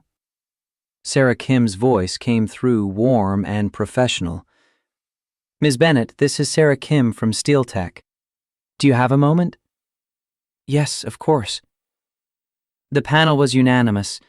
We'd like to offer you the Senior Engineering Lead position for Accessibility Tech, starting Monday if that works for your schedule. Salary and benefits package will be emailed within the hour." Elena's knees gave out. She sat heavily on the couch, phone pressed to her ear, trying to process words she'd been chasing for 4 months. Yes, Monday works. Thank you. I won't let you down." "We're confident you won't. Welcome to Steel Tech, Elena. Officially this time." The call ended. Elena stared at her phone, unable to fully absorb that she'd done it. Earned the position on merit. proved Derek's sabotage could be overcome, secured employment that would let her rebuild the career he'd tried to destroy. She should have felt triumphant. Instead, dread pooled in her stomach. The job was real. Her feelings for Carter were real. Lily's attachment was real. And the ethical nightmare of navigating all three simultaneously had just become unavoidable. Elena was still processing when her phone buzzed with a text from an unknown number. "Congratulations on the new position. Interesting timing. J.H. James Huntington." Somehow he already knew about the job offer that had been extended 10 minutes ago. The message carried implied threat wrapped in politeness, warning that he was watching and waiting for her to slip. A second text followed immediately. "Derek would like to speak with you. He's concerned about your recent decisions. Perhaps dinner this weekend to discuss?" Elena deleted both messages, blocking the number. But the damage was done. The reminder that Derek and his father weren't finished with her, that accepting this position made her a more visible target. When Carter arrived home that evening, Lily was doing homework at the kitchen counter while Elena prepared dinner. The domestic scene should have been comfortable. Instead, tension crackled like static. Carter's eyes found Elena's. "Did you hear? This morning, Sarah called. Congratulations. You earned it." Lily's head popped up. "Earned what? What happened?" Elena forced enthusiasm into her voice. "I got the job at Steel Tech. I start Monday." Lily squealed, launching herself from the stool to tackle Elena in a hug. "You're staying! You're really staying!" Carter's expression held relief and complication in equal measure. "We should celebrate. Dinner out, anywhere you want." The offer should have felt generous. Instead, it felt like a test. Could they function as a unit in public? Navigate the weird space between employer and employee and whatever else they were becoming? Elena heard herself agreeing before her brain could veto the impulse. They went to an Italian place in Brooklyn, warm and loud with the kind of chaos that made privacy impossible and conversation necessary. Lily ordered everything with enthusiasm, talking at speeds that defied physics about her school project and the robot, and how excited she was that Elena would be nearby during work hours. Carter watched his daughter with soft eyes, occasionally glancing at Elena with expressions she couldn't read. Under the table, his knee brushed hers. Accident or intention, Elena couldn't tell. She didn't move away. The meal progressed through courses. Elena relaxed incrementally, wine smoothing sharp edges of anxiety. For an hour, they existed as something close to normal. Two adults and a child sharing a meal, laughing at Lily's terrible jokes, debating whether robots would eventually replace humans or collaborate with them. Then Derek walked through the door. He spotted them immediately, face cycling through surprise to calculation to something ugly. His current fiancée trailed behind, bored expression suggesting she'd rather be anywhere else. Derek approached their table without invitation. "Elena, what a pleasant surprise. And Carter Steele, if I'm not mistaken. Small world." Carter's body language shifted, protective tension broadcasting clearly. "Huntington. You two know each other? How fascinating." Derek's smile sharpened. "Elena, you didn't mention you were acquainted with Steel Tech's reclusive CEO, though I suppose that explains the job offer." Elena's fingers tightened on her wine glass. "Leave, Derek. I'm just saying hello to an old friend. Surely that's not threatening." His eyes swept over their table, cataloging details. "Having dinner like a little family. How domestic. Does your daughter know Ms. Bennett is living in your home, Carter? Or is that not public information yet?" Lily's face scrunched with confusion. What's he talking about? Carter's voice came out lethal. You need to walk away. Now. Or what? You'll throw your weight around like my father did? Funny how powerful men always resort to the same tactics. The restaurant had gone quiet, other diners watching the confrontation with poorly concealed interest. Elena felt heat crawling up her neck, shame and fury mixing into something that tasted like copper. She stood, voice steady despite internal shaking. Derek, I'm going to say this once. You and your father tried to destroy my career because I wouldn't play trophy wife. You failed. I earned this job on merit, and I don't owe you explanations about my personal life. Derek's expression turned nasty. Merit? You're living with the CEO, Elena. Sleeping in his house, taking care of his kid. Everyone's going to draw the same conclusions. Carter rose, positioning himself between Derek and Elena. The lady asks you to leave. Either you walk out on your own, or security escorts you. Your choice. For a moment, violence hung in the air. Then Derek's fiancée tugged his arm. Baby, this is boring. Can we go? Derek allowed himself to be pulled away, but not before delivering a parting shot. Enjoy the scandal when it breaks, Elena. You and I both know how this story ends. He was gone, taking poisonous insinuation with him. The restaurant's normal volume resumed gradually, conversations picking up again with barely contained gossip fuel. Lily's voice came small. Elena, why was that man mean to you? Elena's throat felt too tight for words. Carter crouched to Lily's level. Sometimes people are cruel when they're unhappy. That man's not worth thinking about.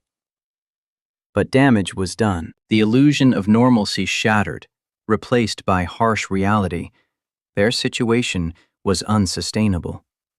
Elena couldn't work at SteelTech while living in Carter's home without becoming target for exactly the kind of gossip Derek threatened. The ride back to the penthouse passed in heavy silence. Lily fell asleep against Elena's shoulder, exhausted from emotional whiplash. Carter carried his daughter to bed, while Elena stood in the living room trying to calculate escape routes. When Carter returned, his expression held grim determination. We need to talk.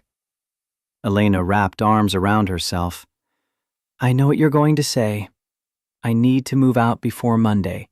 Start the job with clean slate, no complications.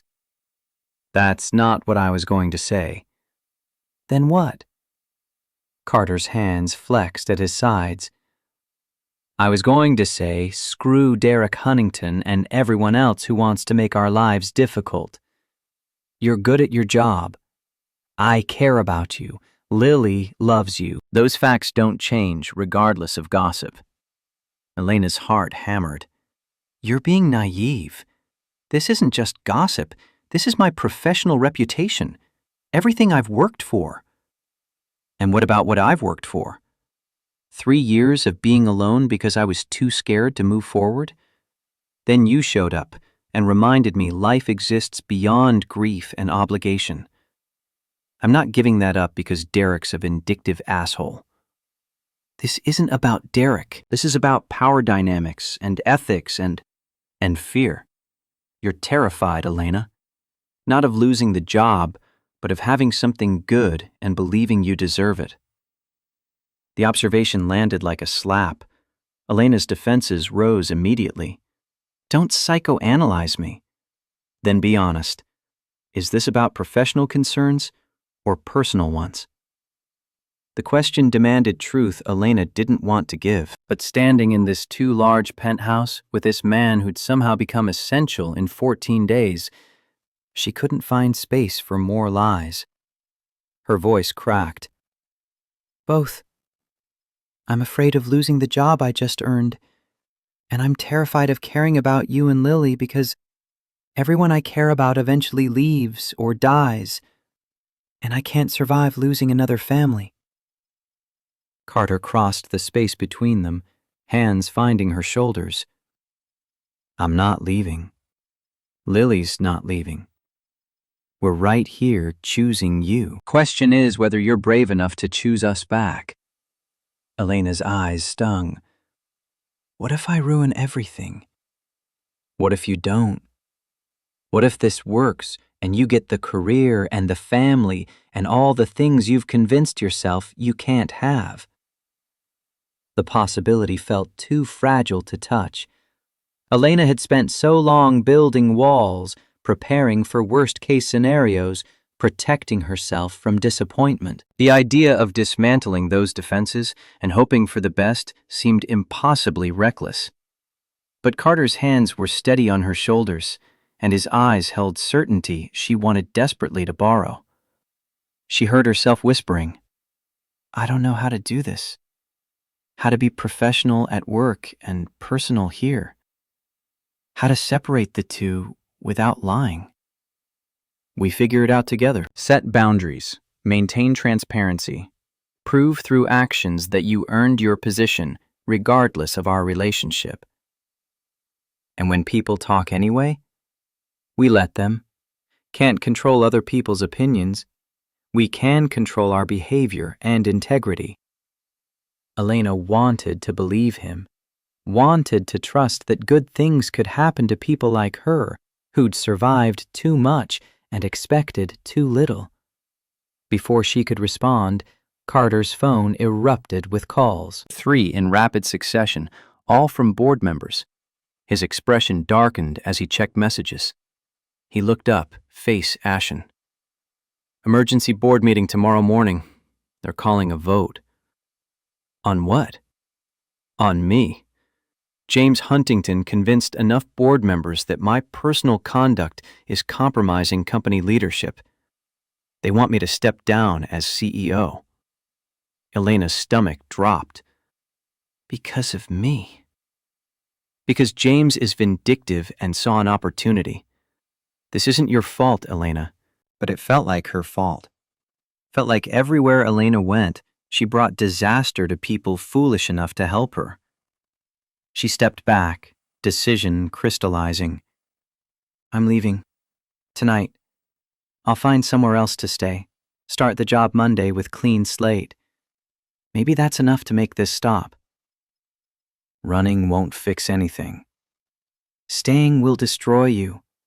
I won't let that happen. Carter's expression cycled through frustration and pain.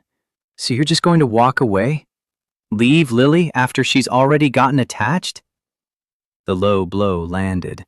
Elena's eyes filled with tears she refused to let fall. This is what's best for everyone. Best for who? Not for Lily, who finally has someone she trusts. Not for me, who finally feels something besides grief. And definitely not for you, who spent your whole life running instead of fighting. That's not fair.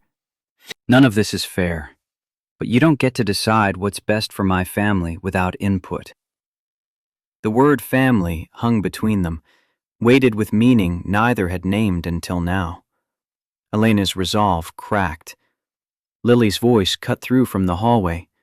Elena, are you leaving? They both turned. The 8-year-old stood in her doorway wearing pajamas and devastation, clearly having woken and overheard enough to understand. Elena's heart shattered. Sweetheart, it's complicated. Everyone always leaves. Mommy left, the other nannies left, now you're leaving too. Tears streaked Lily's face. I thought you were different. I thought you loved us. Carter moved to comfort his daughter, but she pulled away, running back to her room and slamming the door. The sound echoed through the penthouse like gunshot.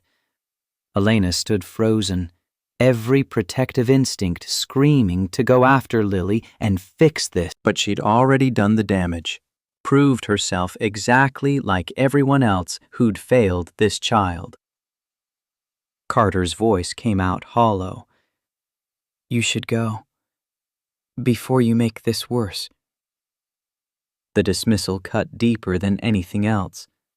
Elena nodded, vision blurring, and retreated to the guest suite to pack belongings she'd only unpacked days ago. 20 minutes later, she stood in the penthouse entrance with a suitcase and shattered heart. Carter waited by the door, expression carefully blank. His voice was professional distance personified. "I'll have your salary transferred for the full 2 weeks. Good luck with the job Monday." Elena wanted to apologize, to explain, to beg for another chance. Instead, she nodded and walked out, the elevator doors closing on the best thing that had happened to her in years. She spent the night on Maya's couch, crying into throw pillows while her friend murmured comfort and brought ice cream Elena couldn't taste. By morning, Elena's eyes were swollen and her resolve was steel. She'd start the job Monday, prove herself professionally, and pretend her personal life wasn't a smoking crater of her own making. Sunday passed in numb misery. Maya tried to distract her with movies and takeout, but nothing penetrated the fog of self-loathing and loss. Monday morning, Elena dressed in her best professional armor and rode the subway to Steel Tech headquarters, determined to salvage at least her career from the wreckage.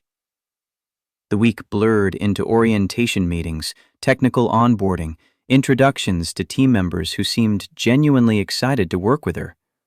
Sarah Kim proved to be an excellent manager, giving Elena autonomy while providing support. The work itself was engaging, challenging in exactly the ways Elena needed, but nights were hollow. Maya's couch was uncomfortable and temporary.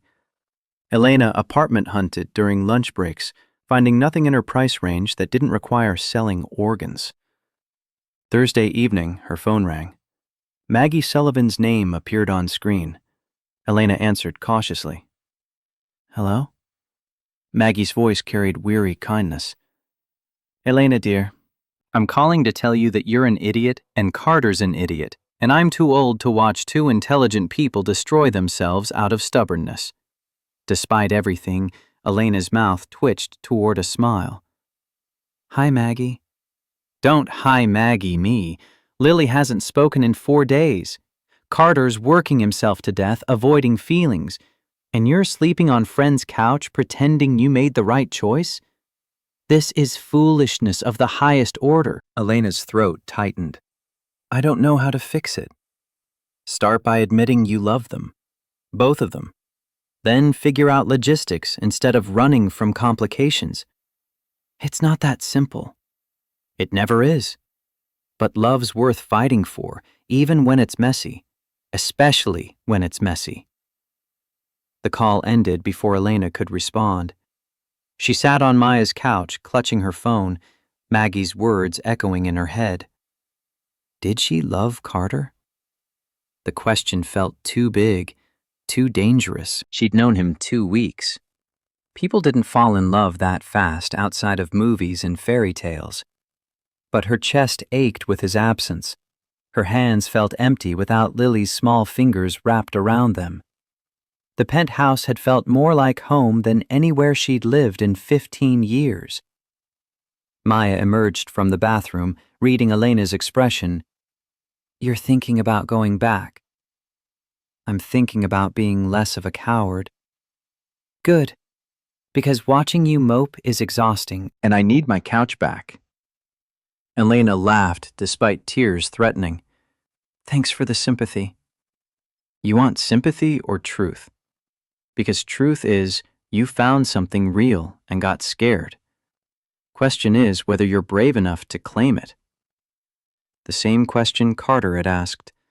The same challenge Elena kept running from. That night, sleepless and restless, Elena made a decision. Tomorrow she'd go to Carter, not to beg for forgiveness, but to be honest about feelings she'd been too afraid to name. If he rejected her, at least she'd have tried. If he didn't, Elena didn't let herself finish the thought. Hope felt too dangerous to hold. Friday morning, Elena dressed for battle and headed to Steel Tech an hour early. She'd caught whispers all week about board drama, rumors of votes and resignations. Whatever was happening at executive level, it was big enough that even new employees knew something was wrong. Elena was reviewing code in her office when Sarah Kim appeared in the doorway. All hands meeting in 30 minutes. Mandatory attendance for all staff. What's it about?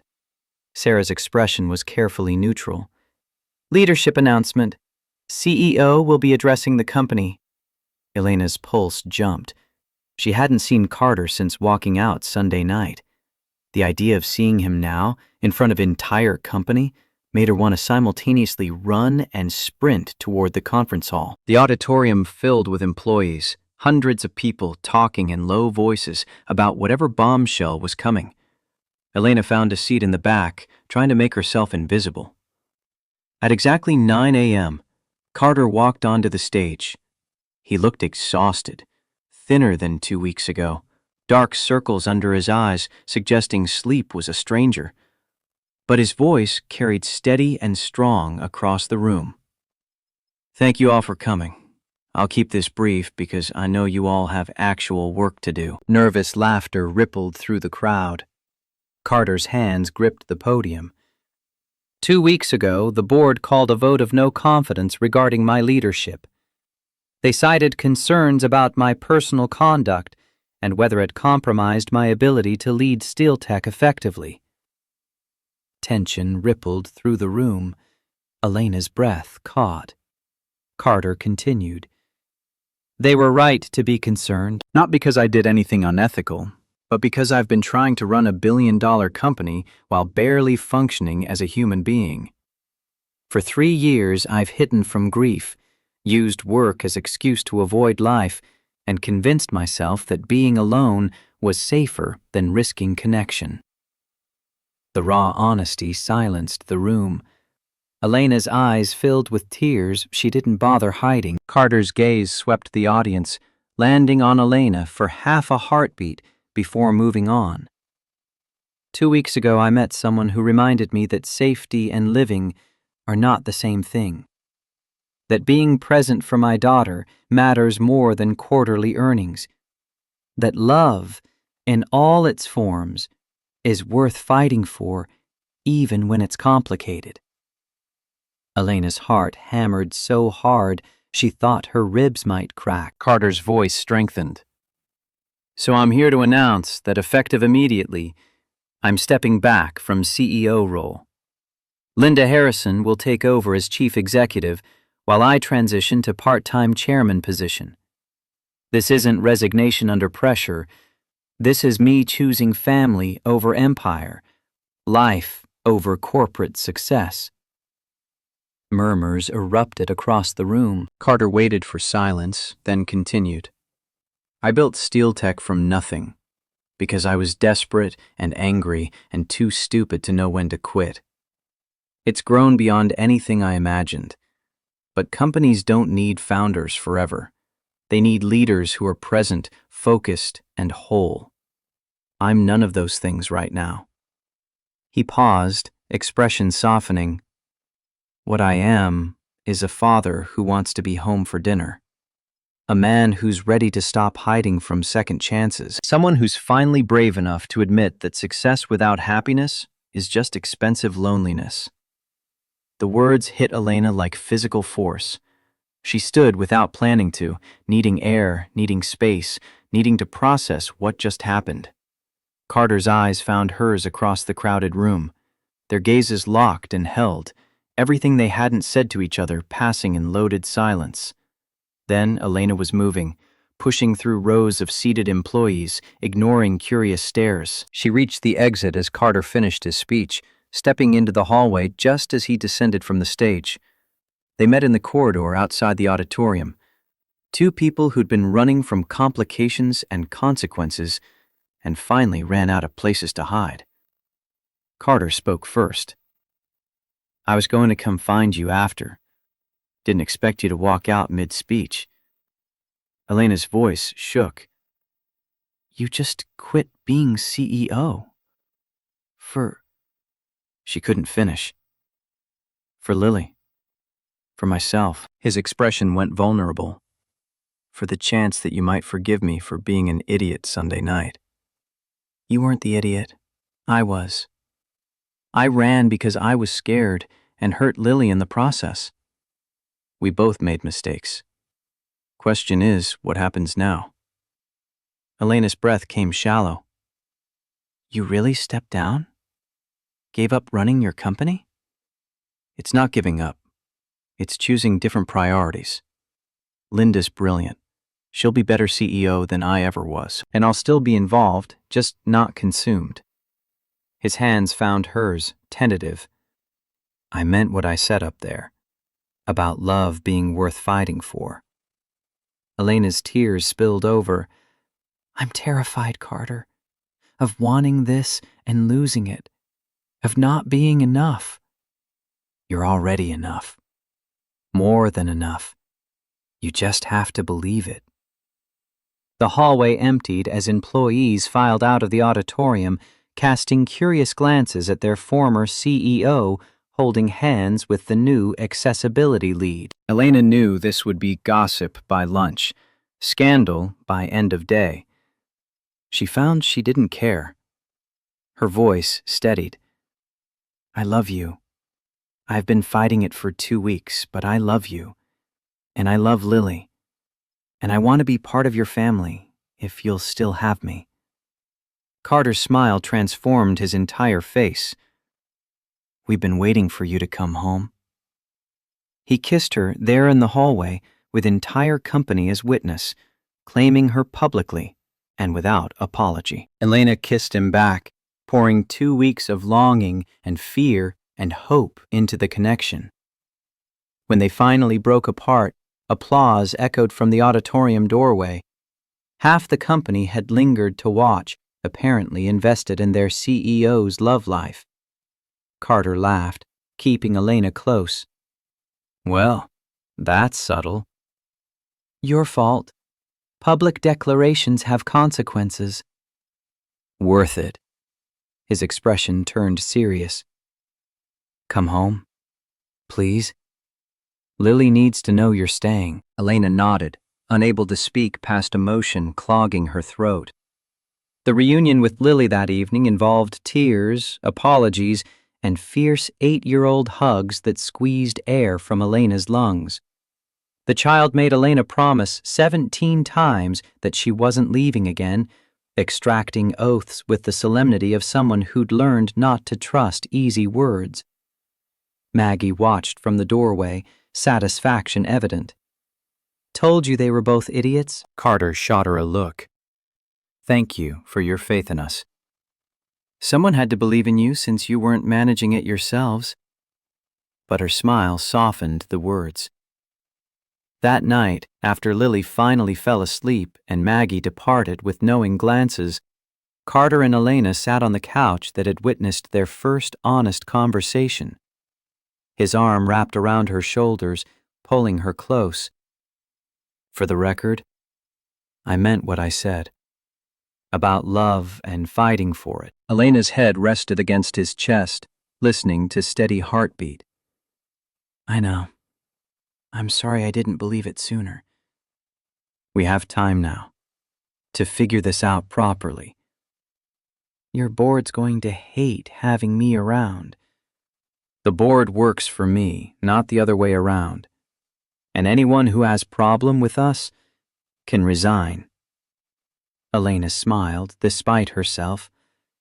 Very romantic. Threatening corporate resignations for love. I contain multitudes. His hand found her face, tilting it up to meet his eyes. Elena Bennett, will you stay? Not as nanny or employee, but as partner, family, person I get to come home to. The question was proposal and promise, and everything Elena had convinced herself she couldn't have. She answered with a kiss that promised yes to all of it, the mess and complications and beautiful possibility of building life together. Outside, snow began falling over Manhattan, covering the city in white that transformed ordinary into magical, exactly the way love transformed two damaged people into something whole.